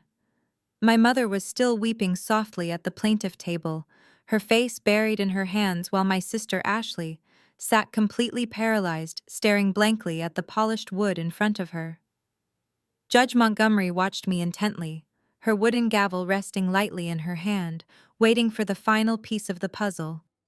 I took a deep breath, letting the cool air fill my lungs, and stepped out from behind the heavy defense table. I did not look at the judge this time. I did not look at my mother. I turned my body and focused my gaze entirely on the wooden benches of the public gallery. I looked directly at Andre. He was sitting completely still, his broad shoulders tense beneath his tailored gray suit. His expression was a volatile mix of profound confusion and growing horror. He had come to this courthouse to support his wife, believing she was the innocent victim of a greedy, unstable widow. Now he was watching the woman he loved be exposed as a desperate federal criminal. "Your Honor," I said, keeping my eyes locked on my brother-in-law, "we have clearly established that the $300,000 promissory note was a complete fabrication. But a forensic accountant does not just look at how a crime was committed. We look at the core motive. We follow the money to understand exactly why the crime was necessary in the first place. Why did my sister need $300,000 so desperately that she was willing to risk federal prison to get it?" I walked slowly toward the gallery railing, closing the physical distance between myself and Andre. I felt a genuine pang of sorrow for the man. He was a brilliant orthopedic surgeon. He spent his long days repairing shattered bones and saving lives. He operated with absolute unwavering integrity. He paid his taxes on time. He maintained an impeccable 820 credit score, and he provided his wife with a beautiful, comfortable life. He did not deserve the utter devastation that was about to rain down on his head. Ashley did not forge that document because Daniel owed her money. I stated clearly, my voice carrying a heavy, sorrowful weight. She forged it because she was trying to replace the money she had already stolen. She was running out of time, and the banks were threatening to expose her secret. I raised my remote control and clicked the button. The large digital monitors above the judge's bench shifted instantly. The forged promissory note disappeared, replaced by a massive color-coded spreadsheet detailing a series of high-interest offshore personal loans and premium credit card statements. "Andre," I said, addressing him directly for the very first time today, "I am so incredibly sorry to be the one to tell you this. But your wife did not want this money for my late husband. She needed the $300,000 to cover up the $250,000 in secret offshore loans she took out using your stolen identity." A collective audible gasp echoed through the courtroom. Even Judge Montgomery leaned forward, her eyes widening behind her wire-rimmed glasses. Andre physically recoiled as if he had just been struck violently in the chest. He blinked rapidly, his eyes darting from my face up to the glowing monitors. I pressed the button again, bringing up the scanned copies of the original credit applications. There, in bold black ink, was Andre's full legal name, his exact date of birth, his medical license number, and his pristine social security number. But the signature at the bottom of the applications was a clumsy, rushed imitation of his actual handwriting. "Ashley knew you would never approve of her reckless spending," I explained, my voice echoing relentlessly against the oak paneling. "She wanted luxury vacations to Paris. She wanted designer wardrobes, expensive spa treatments, and a lifestyle to impress her country club friends. When you refused to fund her financial delusions, she simply bypassed you. She stole your social security number from your private home office files.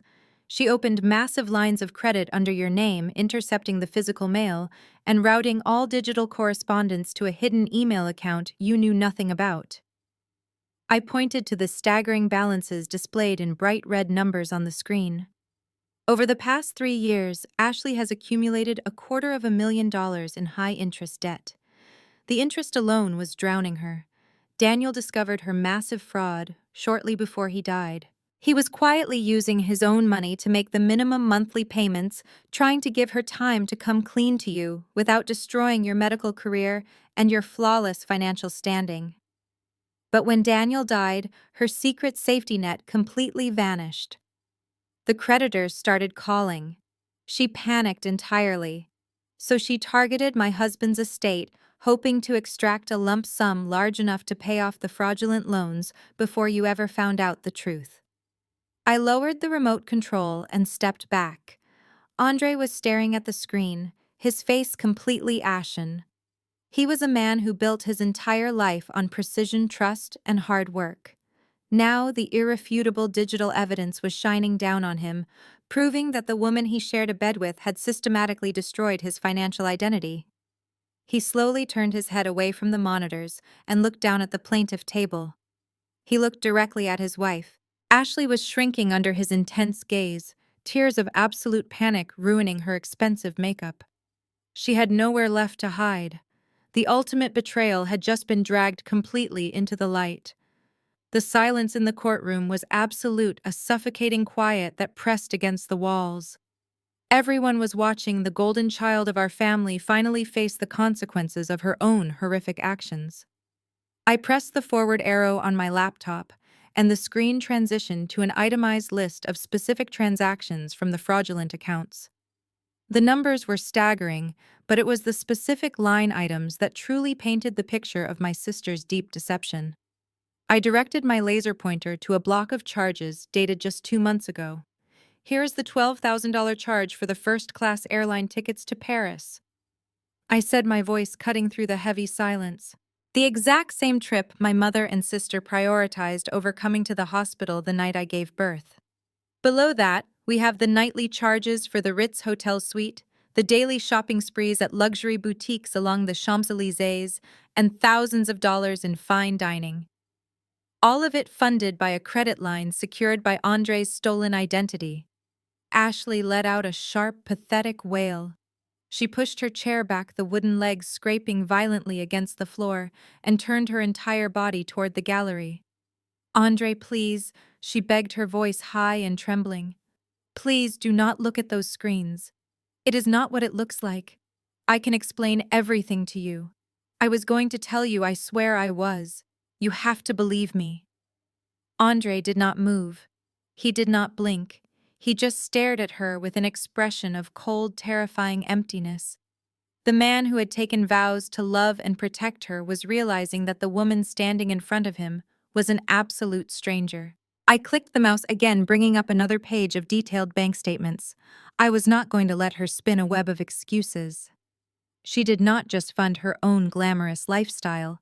I continued speaking directly to the judge now. She was actively funding our mother's fake wealth as well. Here are the monthly lease payments for Patricia's Range Rover, automatically deducted from a fraudulent account. Here are the payments for Patricia's country club membership, her weekly spa appointments, and her expensive designer clothing.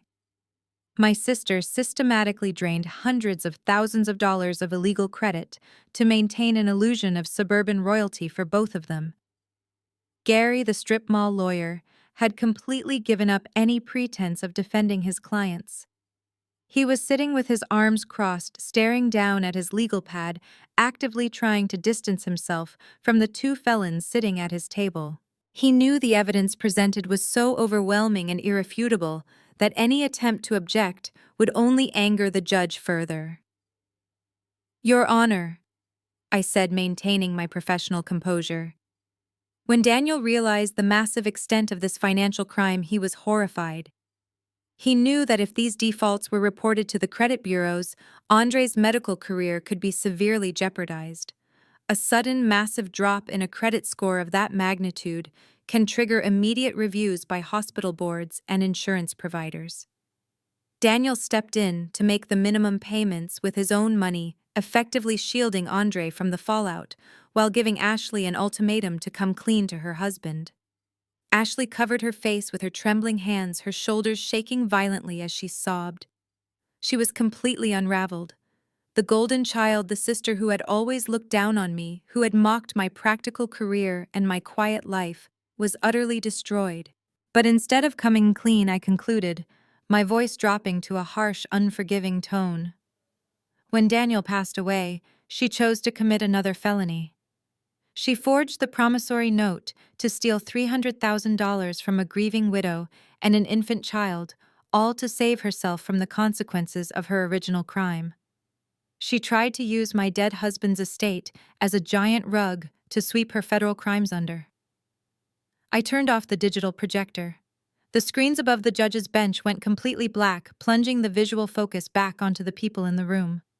I walked calmly back to the defense table and sat down next to Richard. He gave me a look of absolute professional reverence. The forensic accounting demolition was officially complete. Every single lie had been exposed with ironclad proof. Judge Montgomery slowly organized the physical printouts I had submitted into a neat pile on her bench. She looked down at Ashley with an expression of pure judicial disgust. She did not see a glamorous, wealthy suburban housewife. She saw a calculated, remorseless criminal who had violated the most sacred trusts of both her family and the financial laws of the country. Ashley was still crying hysterically, reaching her hand out toward the gallery. "Andre, please say something," she pleaded, her voice breaking into a pathetic whisper. "Please help me." The entire courtroom turned their attention to the brilliant orthopedic surgeon sitting alone in the wooden pews. The tension was thick enough to cut with a knife.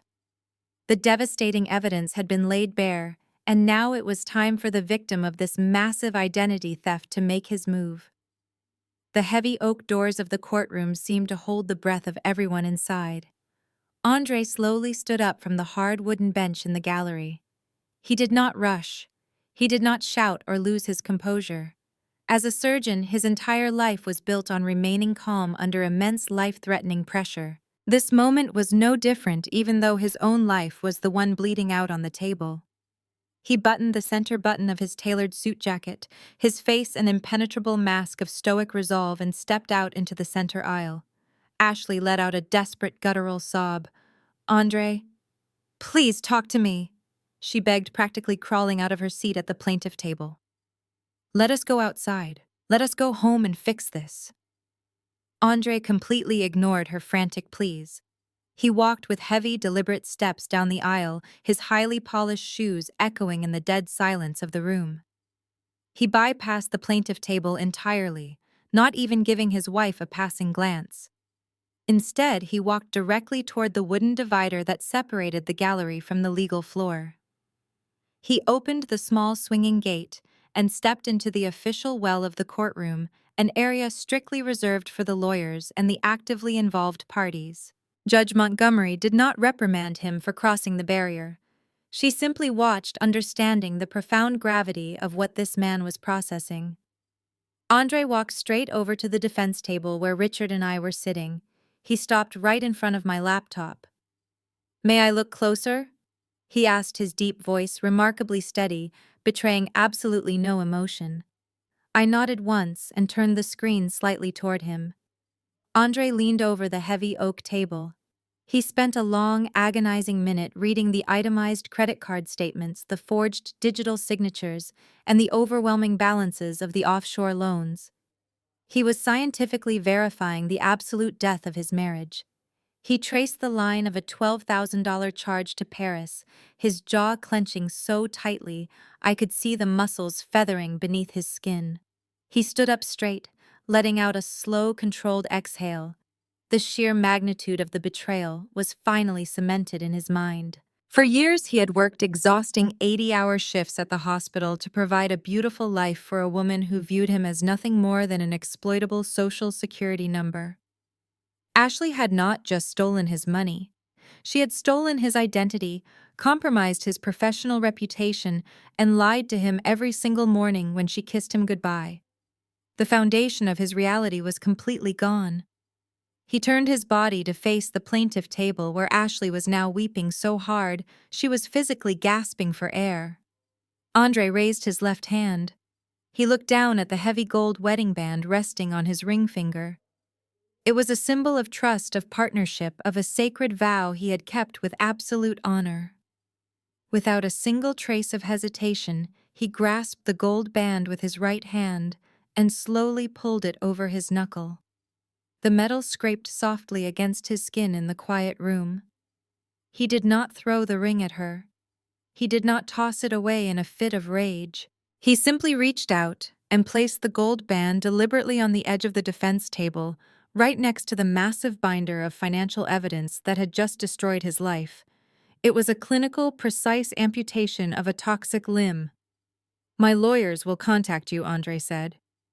His voice was not loud, but it carried a chilling, absolute finality that echoed off the high ceiling. "Do not call my phone.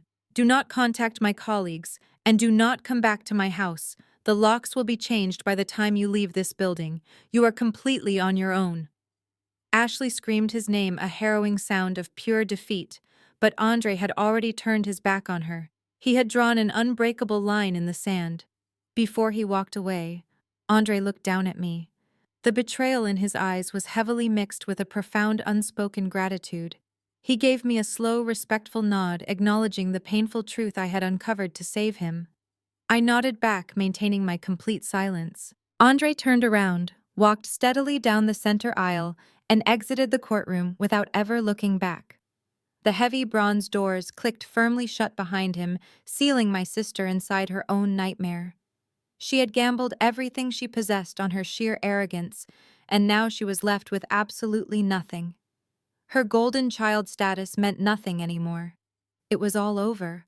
Her entire world was completely obliterated. The heavy bronze doors clicked firmly shut behind Andre, sealing my sister inside her own nightmare. The sharp echo of the latch dropping into place was the final nail in the coffin of her perfect suburban life. For a long moment, nobody in the courtroom dared to speak. The air was incredibly thick, charged with the devastating electricity of the revelations that had just unfolded. Ashley remained slumped in her wooden chair, her chest heaving with erratic, panicked breaths, while my mother stared blankly at the polished table, completely paralyzed by the sheer velocity of their downfall. Judge Montgomery broke the heavy silence. She did not use her wooden gavel. She simply leaned forward, resting her forearms on the elevated mahogany bench, and fixed her sharp gray eyes on the plaintiff table. Her expression had hardened into a mask of absolute unforgiving judicial fury. She was a woman who respected the sanctity of the law above all else, and she had just witnessed two arrogant women attempt to turn her courtroom into an instrument of extortion. "Mr. Gary the judge," said, her voice dropping to a dangerously quiet lethal register, "I highly suggest you choose your next words with extreme caution. You are currently standing at the edge of a massive ethical cliff, and you are holding the hands of two individuals who have just committed perjury and submitted forged documents into a federal record." Gary shot out of his chair as if the wood had suddenly caught fire. He was sweating profusely, his face drained of all color. "Your Honor," he stammered, his hands shaking so violently he could barely hold his legal pad. "I formally request to withdraw as legal counsel for both Patricia and Ashley immediately. I was intentionally misled. I had absolutely no prior knowledge of the metadata, the forgery, or the severe identity theft involved in this matter." Judge Montgomery stared him down for a long, agonizing moment. "Request granted," she snapped sharply. "Step away from that table, counselor. But let the record show that I will be forwarding a full transcript of this hearing to the State Bar Association. Your failure to perform basic due diligence on a fraudulent claim has wasted the valuable time of this court." Gary did not argue. He blindly stuffed his files into his cheap briefcase, turned on his heel, and practically sprinted out of the courtroom. He left his former clients sitting completely alone at the plaintiff table. They were isolated, defenseless, and entirely exposed. Judge Montgomery turned her lethal attention directly to my mother and sister. "In my 22 years sitting on this bench," she began, her voice ringing with absolute authority, "I have rarely witnessed such a sickening display of greed and malicious intent. You brought a grieving widow into my courtroom. You attempted to use the sacred concept of grandparents' rights to weaponize an innocent infant child.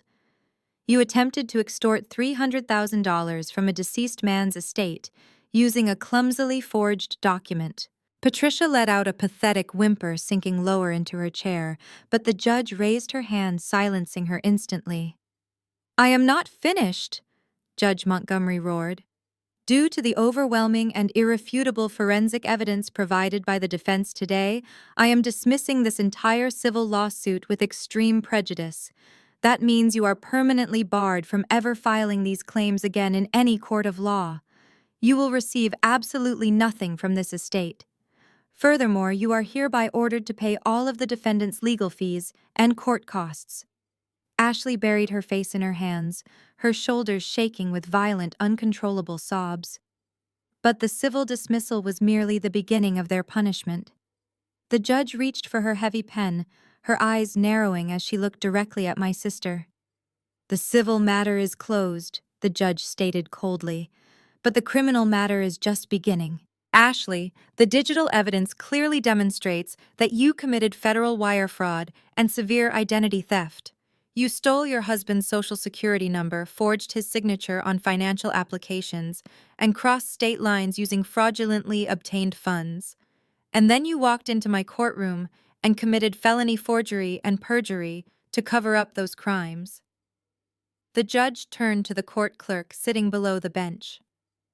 "Impound all the digital metadata, the forensic accounting binders, and the bank statements immediately," she ordered. "I am formally referring this entire case directly to the District Attorney's Office and the Federal Fraud Division. I am signing a direct order for a criminal investigation into both Ashley and Patricia for conspiracy to commit fraud." Ashley screamed, a raw, terrifying sound of complete destruction, but the judge simply struck her gavel against the sounding block with a deafening crack. "We are adjourned," she declared.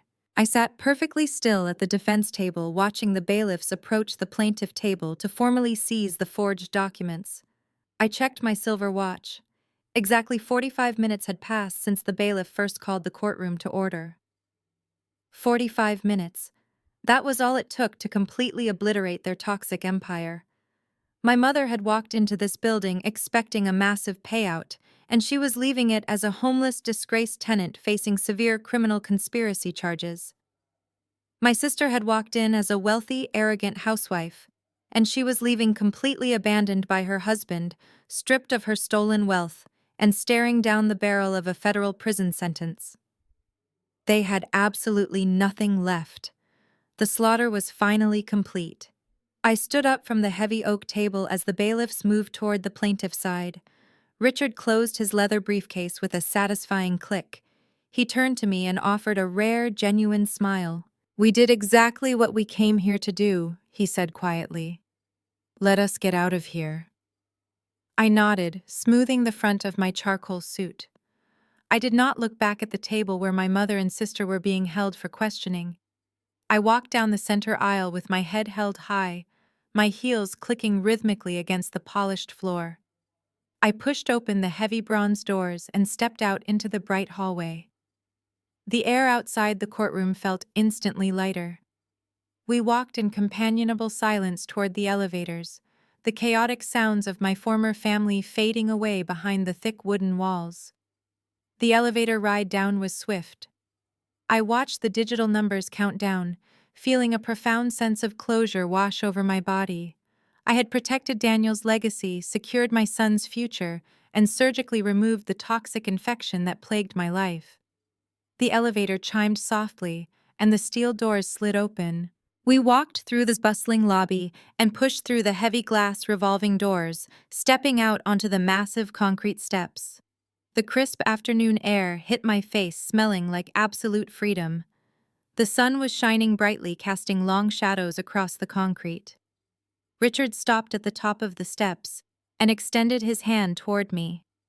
"It has been an absolute privilege representing you, Cassidy," he said, his voice filled with deep professional respect. "You are one of the most formidable clients I have ever worked with. The eviction enforcement will be processed by the sheriff tomorrow morning, and I will monitor the federal fraud referrals closely. Go home to your son. You have won the war." I shook his hand firmly, thanking him for his brilliant execution of our strategy. Richard turned and walked down the steps toward the parking garage, leaving me standing alone in the afternoon sun. I took a deep breath, preparing to walk to my own car, when the heavy glass doors behind me violently burst open. I turned around slowly. My mother, Patricia, stumbled out onto the concrete landing. She looked absolutely horrific. Her expensive designer dress was violently wrinkled, and her perfect blowout was completely ruined, strands of hair sticking wildly to her tear-stained face. Her luxury mascara had run down her cheeks in thick, dark streaks, making her look like a hollow, terrified ghost. The aristocratic, untouchable suburban queen was completely dead, replaced by a desperate, panicked woman who had just realized she was entirely out of options. She saw me standing at the top of the steps and practically lunged forward, her expensive heels scraping awkwardly against the stone. "Cassidy, wait!" Patricia screamed, her voice cracking with genuine terror. She threw herself toward me aggressively, grabbing my right forearm with both of her trembling hands. Her manicured nails dug sharply into the fabric of my suit jacket. She was weeping hysterically, gasping for air between her desperate broken sentences. "Cassidy, please," she begged, her eyes wide and wild. "You cannot do this to me. I am your mother. I gave birth to you. I raised you. You cannot just throw me out onto the street like a stray dog. I have absolutely nowhere else to go. All my money is completely gone. My friends at the country club will completely shun me if they find out about the foreclosure. Please, Cassidy, have some mercy. I will do anything you want. Just retract the eviction notice. Please do not make me homeless." I stood perfectly still, letting her tears fall onto the sleeve of my jacket. I looked down at her hands gripping my arm, and then I looked directly into her terrified, bloodshot eyes. I felt absolutely nothing. No pity, no guilt, no lingering attachment. The woman sobbing in front of me was the exact same woman who had laughed in a luxury airport terminal while I was bleeding out on a hospital bed. I reached over with my left hand and slowly peeled her trembling fingers off my arm. I pushed her hands away, stepping back to reestablish my physical boundary. I looked at her with ice running through my veins. "Just call an Uber, Mom," I said, my voice perfectly flat. "Paris cannot wait." I turned my back on her and calmly walked down the massive courthouse steps. Her agonizing screams echoed across the wide concrete plaza, but I did not stop walking. I did not ever look over my shoulder to see her fall. I walked directly to my parked car, got inside and drove far away into the bright afternoon. I drove far away into the bright and peaceful afternoon, leaving the courthouse and my toxic family completely behind me forever. The weeks that followed moved with a brutal mechanical efficiency. The legal machinery we set into motion during that 45-minute hearing did not slow down or show any mercy. Richard promised that the eviction enforcement would be processed immediately, and the county sheriff department did not disappoint. Exactly 30 days after the judge issued the order, a pair of black and white police cruisers pulled up to the sprawling colonial mansion on Oak Creek Drive. The house that had served as my mother's fortress of arrogance for the past 7 years was finally falling.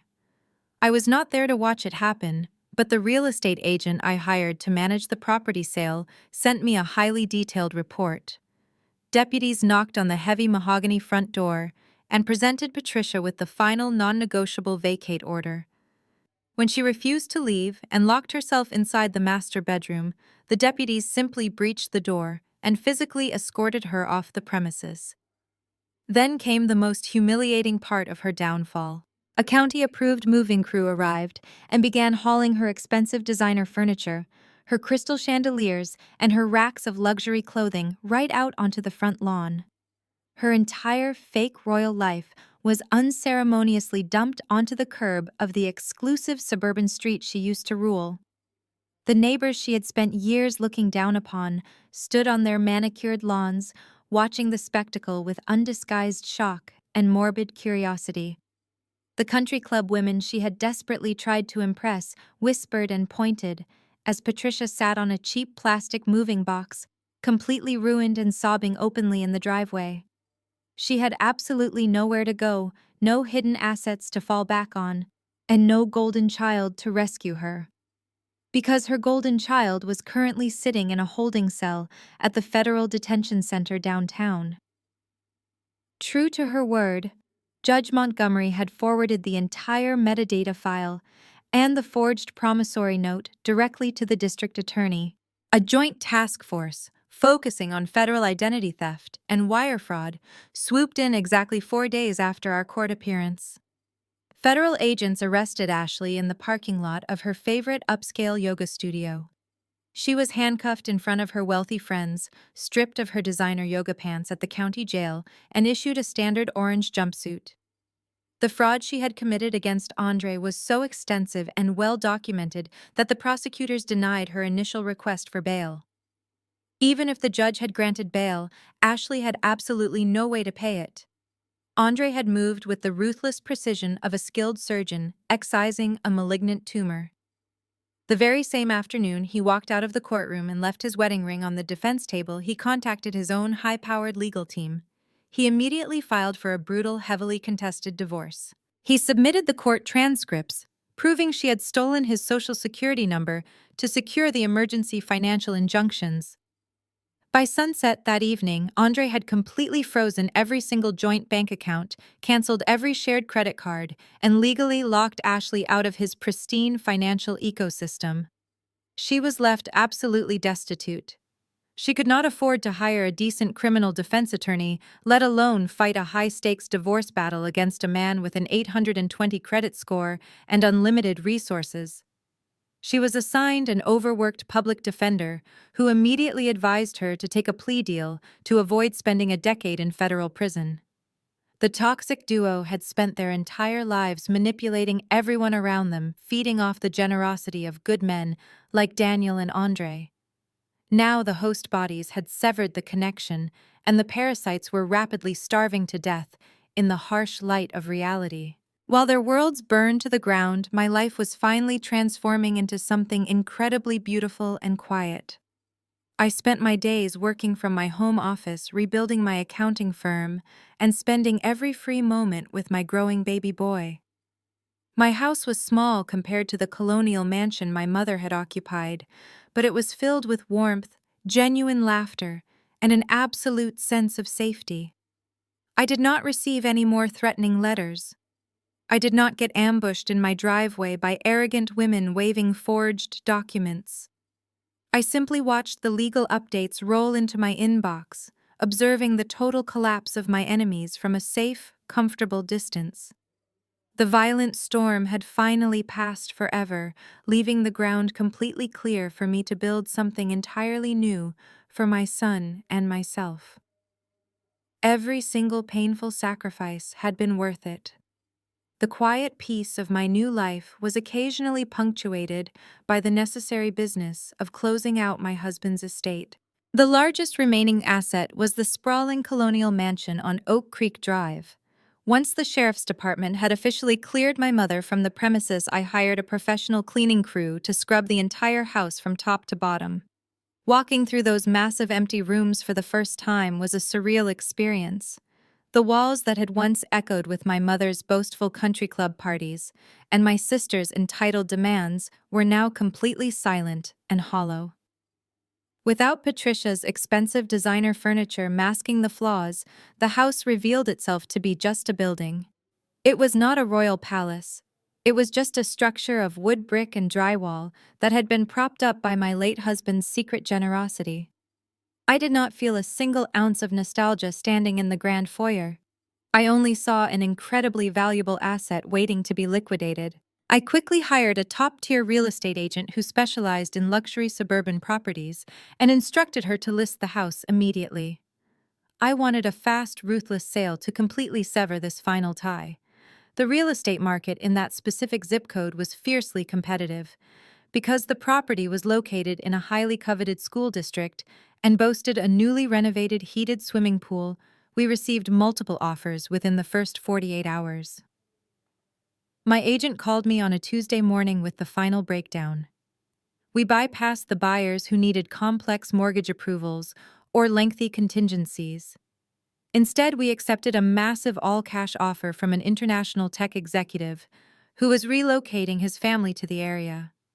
The final sale price was an astounding $1.8 million. The closing process was incredibly smooth and completely devoid of any emotional attachment. I sat in a sleek conference room at the title company sipping sparkling water as I signed my name across a stack of legal documents. I was legally transferring the physical embodiment of my mother's toxic pride to a complete stranger. When the escrow officer confirmed the wire transfer had successfully cleared, a profound sense of finality washed over me. The money hit my corporate bank accounts in a single massive wave of liquid capital. The grand illusion my mother had desperately clung to was finally gone, forever converted entirely into pure financial power. But I had absolutely no intention of letting that money sit idle or become a point of contention in the future. As a forensic accountant, I knew exactly how fragile wealth could be if it was not properly protected.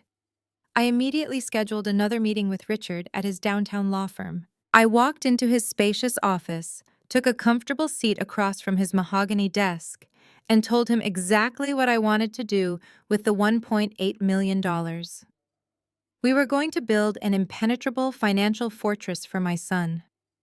I instructed Richard to establish an ironclad, irrevocable trust fund. I was meticulously specific about the legal parameters. This was not going to be a slush fund for luxury cars or reckless spending. The trust was strictly designated for my son's educational expenses, his essential healthcare needs, and his future business or real estate investments once he reached the age of 30. Furthermore, I required Richard to draft extremely aggressive exclusionary clauses into the trust documents. I explicitly named my mother Patricia and my sister Ashley, permanently barring them from ever accessing, managing, or benefiting from a single penny of the fund. Even if I were to pass away unexpectedly, the legal structure ensured that my blood relatives could never petition the courts to gain control of the money by using my son as a pawn. The trust would be managed by an independent, highly vetted corporate fiduciary, removing any possibility of emotional manipulation or family greed. Richard reviewed my stipulations carefully, his silver pen flying across his legal pad. He was deeply impressed by the sheer ruthlessness of my strategic financial planning.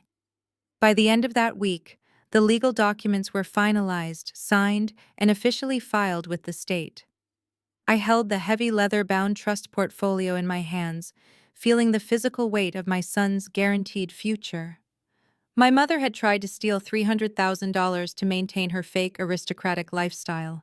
In her arrogant attempt to destroy me, she had inadvertently handed me the exact tool I needed to secure nearly $2 million in untainted generational wealth for my child. She had tried to leave us with absolutely nothing, but her greed ultimately financed a beautiful, untouchable future for the very grandson she had ignored. I locked the portfolio inside my safe. Exactly 1 year after the absolute darkest night of my life, my home was filled with a bright, overwhelming warmth. It was a crisp spring Saturday, the exact day of my son Leo's first birthday. I stood in my kitchen, looking out through the large glass doors into the backyard, listening to the incredible sound of genuine, unfiltered laughter. The contrast to the terrifying, sterile silence of the emergency room a year ago was so profound it almost brought me to tears. But these were tears of absolute gratitude, not sorrow. I had spent the past 12 months meticulously clearing the rot from my life, and now my home was filled exclusively with the people I had actively chosen.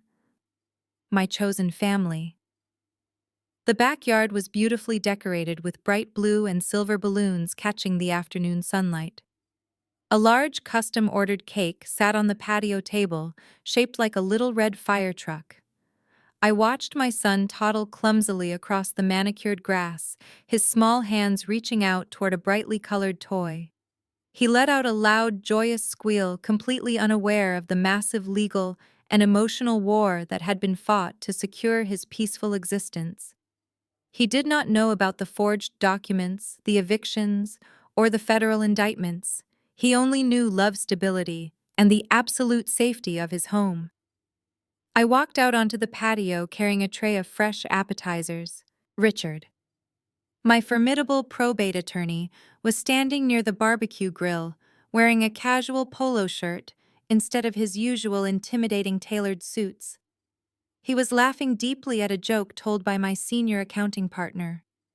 Richard had officially retired from full-time litigation 3 months ago, but he had remained a steady grandfatherly presence in our lives. He looked over at me and raised his glass of iced tea in a silent, respectful toast.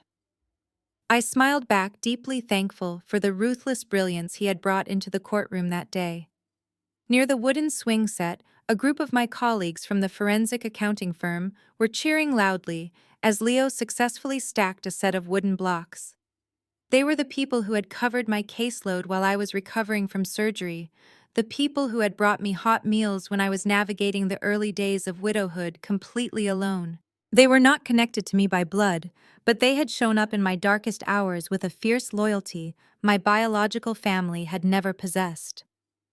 But the most surprising and beautiful addition to my chosen family was the tall man currently lifting my son high into the air, spinning him around until they were both breathless with laughter. Andre. Following the devastating revelations in the courtroom, Andre and I had maintained a steady, supportive connection. The brutal divorce had completely finalized 6 months ago. Ashley had been sentenced to 36 months in a minimum security federal facility, and Andre had officially reclaimed his life. He had walked through the fire of ultimate betrayal, but it had not hardened his heart. Instead, he channeled his energy into his medical practice and into being a consistent, positive male figure in Leo's life. He came over for Sunday dinners, helped me assemble complex nursery furniture, and brought the same silver rattle he had tried to deliver on the day of the driveway ambush. He was no longer just the brother-in-law who had been deceived by my sister. He was an uncle. He was a trusted friend. He was family. I set the tray of food down on the table and walked over to them. Andre gently lowered Leo back down to the grass, his face flushed with exertion and genuine joy. "He looks just like Daniel when he smiles," Andre said softly, looking down at the little boy holding onto his pant leg. I felt a familiar ache in my chest, a quiet longing for my late husband, but it was no longer a sharp, paralyzing pain. It was a soft, enduring love. "Yes, he does," I agreed, reaching down to brush a stray curl from Leo's forehead. "He has Daniel's eyes, and hopefully he will have his incredibly generous heart." But I will make sure he also knows how to read a balance sheet and spot a forged signature from a mile away." Andre let out a loud, booming laugh that echoed across the yard. "Oh, I have absolutely no doubt about that, Cassidy. This boy is going to be the most financially literate toddler in the entire state. With you as a mother, nobody is ever going to pull the wool over his eyes." We stood there together in the warm sunlight, watching the people we cared about talk and celebrate. I had lost the family I was born into, but looking around my vibrant backyard, I realized I had not actually lost anything of value. I had merely traded a toxic illusion for a beautiful, undeniable reality. The heavy weight of the past year had finally lifted, replaced by a deep, unwavering peace. A few weeks after the birthday party, the vibrant energy of the celebration settled back into the quiet, comfortable routine of our daily lives.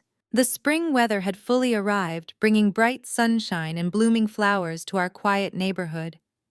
I was walking back from the mailbox at the end of the driveway on a mild Tuesday afternoon, sorting through a mundane stack of utility bills, corporate tax documents, and colorful grocery store circulars. I was entirely relaxed, listening to the gentle rustling of the wind through the oak trees.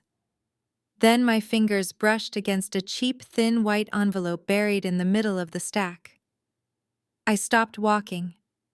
I stared down at the handwritten ink on the front of the envelope.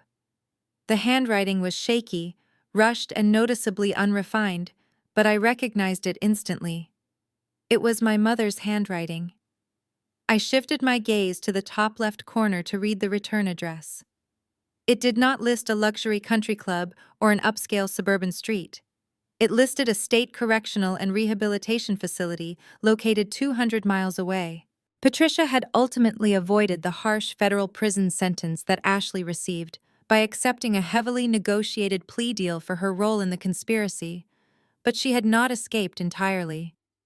She was currently serving an 18-month sentence in a state-mandated facility, completely stripped of her designer clothes, her expensive cosmetics, and her fabricated dignity.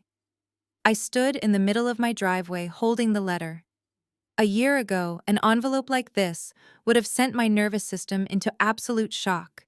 My heart would have raced, my palms would have started sweating, and a crushing wave of conditioned guilt would have instantly suffocated me. I would have rushed inside, frantically torn the paper open, and agonized over every single manipulative word written inside. But standing there in the warm sunlight, I realized something profound. My heart rate had not increased by a single beat. My breathing remained perfectly steady. I felt absolutely nothing but a cold, clinical detachment. I knew exactly what was written on the pages folded inside that envelope. I did not need to read it to know the script. It would be a masterclass in emotional manipulation. Patricia would beg for my forgiveness. She would weaponize her current misery, describing the awful conditions of her facility to elicit my pity. She would claim she had found religion or experienced a massive spiritual awakening. She would remind me that she gave birth to me leaning heavily on the societal expectation that a daughter owes her mother an infinite reservoir of grace. She would ask for a second chance, and inevitably she would ask me to put money into her prison commissary account. I walked up the driveway and stepped inside my beautiful safe home. I locked the front door behind me. I bypassed the kitchen completely and walked straight down the hallway into my home office. The room was immaculate, lined with heavy bookshelves and my dual-monitor accounting setup. Tucked neatly beneath my mahogany desk was a heavy-duty, cross-cut industrial paper shredder, a necessary tool for destroying highly sensitive financial documents. Society constantly pushes a deeply toxic narrative about family. We are told from a very young age that blood is thicker than water. We are conditioned to believe that you must always forgive your parents, no matter how terribly they treat you, simply because you share the same genetic sequence. But my career as a forensic accountant had taught me a very different truth. Some debts are fundamentally uncollectible. Some ledgers are so deeply compromised by fraud and abuse that they must be permanently closed and written off entirely. Sharing DNA does not entitle someone to a front row seat to your life. It does not grant them an all-access pass to inflict trauma, disappear when you are bleeding, and then demand re-entry when they have completely ruined their own lives. I reached down and flipped the power switch on the shredder. The machine hummed to life with a low mechanical growl. I held the cheap white envelope directly over the steel slot. I did not open it. I did not read a single word my mother had written. I simply let the envelope slip from my fingers. The steel teeth caught the paper instantly. The machine let out a loud, satisfying grinding noise as it pulled the letter downward, violently pulverizing the pleas, the lies, and the manipulation into thousands of tiny, illegible shreds of confetti. It took less than 3 seconds to completely destroy the final tether my mother had tried to cast into my life. I flipped the power switch off, plunging the office back into a peaceful silence. The ultimate boundary was not just drawn, it was permanently sealed in steel and concrete. Toxic people do not get second chances in my life, regardless of their biological titles. I turned off the office light and walked upstairs to the nursery. I stood in the doorway watching my son sleep soundly in his crib. His small chest rose and fell in a steady, peaceful rhythm. I smiled, a genuine, radiant expression of absolute victory. The cycle of generational abuse was permanently broken. I gently closed the nursery door and walked confidently into our beautiful, untouchable future. I walked down the carpeted hallway, the soft glow of the nightlight casting long shadows against the walls. The house was entirely still, filled with a deep, comforting quiet that I had fought a brutal and unforgiving war to secure. I made my way downstairs, my bare feet silent against the hardwood floors, and walked into the darkened living room. On the mantel above the fireplace sat a single silver-framed photograph of Daniel. He was smiling, that bright, generous smile of his, standing on the beach the day he asked me to marry him. I did not feel the sudden crushing wave of despair that used to knock the breath from my lungs. Instead, I felt a profound, enduring sense of gratitude. Daniel was a man who gave far too much of himself. His generosity was his defining trait, but it was also his fatal flaw. He operated under the heartbreaking belief that if he just gave enough money, enough time, and enough of his own energy, the toxic people in his orbit would eventually learn to love him. He was wrong. Parasites do not ever love the host. They merely consume the resources until there is absolutely nothing left to take. His death was a catastrophic loss, a sudden and violent wound that permanently altered the trajectory of my life. But standing in the quiet sanctuary of my home looking at his photograph, I could finally acknowledge the hard, undeniable truth. That tragedy was the ultimate catalyst. The fire of his sudden absence burned away the thick canopy of lies that had suffocated my entire existence. I often think back to that freezing recovery room in the maternity ward. I remember the rhythmic beeping of the heart monitor and the agonizing physical pain of the emergency surgery. But more than anything else, I remember the absolute deafening silence from my phone. The absence of my mother and sister while they drank vintage champagne in Paris was the most agonizing betrayal I had ever experienced. Yet looking back with the absolute clarity of hindsight, I realized their silence was not a weapon at all. It was the greatest gift they could have ever given me. That silence shattered the lifelong illusion of biological obligation. It completely freed me from the heavy emotional debt I had been paying for the simple crime of being born into their bloodline. Society constantly demands that we honor our biological relatives simply because we share a genetic sequence. We are aggressively conditioned to keep the peace, to turn the other cheek, and to quietly endure the subtle insults and the blatant financial exploitations for the sake of maintaining family harmony. But blood does not make a family. Loyalty, respect, and showing up in the darkest hours do. A true family is forged in the intense crucible of real life. It is built in the sterile hospital waiting rooms, in the quiet, desperate moments of overwhelming grief, and in the unwavering support you receive when your entire world is falling apart. My family is Richard ruthlessly dismantling my enemies in a public courtroom without a single ounce of hesitation. My family is my accounting colleagues showing up at my front door with hot meals to feed a grieving widow. My family is Andre stepping up with absolute grace to be a strong, reliable uncle to a little boy who lost his father. I lost my husband, but I gained my absolute freedom. The grief used to feel like a heavy, suffocating blanket dragging me down into the dark, but now it feels like an impenetrable suit of armor. I survived the absolute worst thing that could possibly happen to a woman. I was abandoned, widowed, and targeted by predators when I was at my most vulnerable. And yet, I emerged on the exact opposite side, completely untouchable.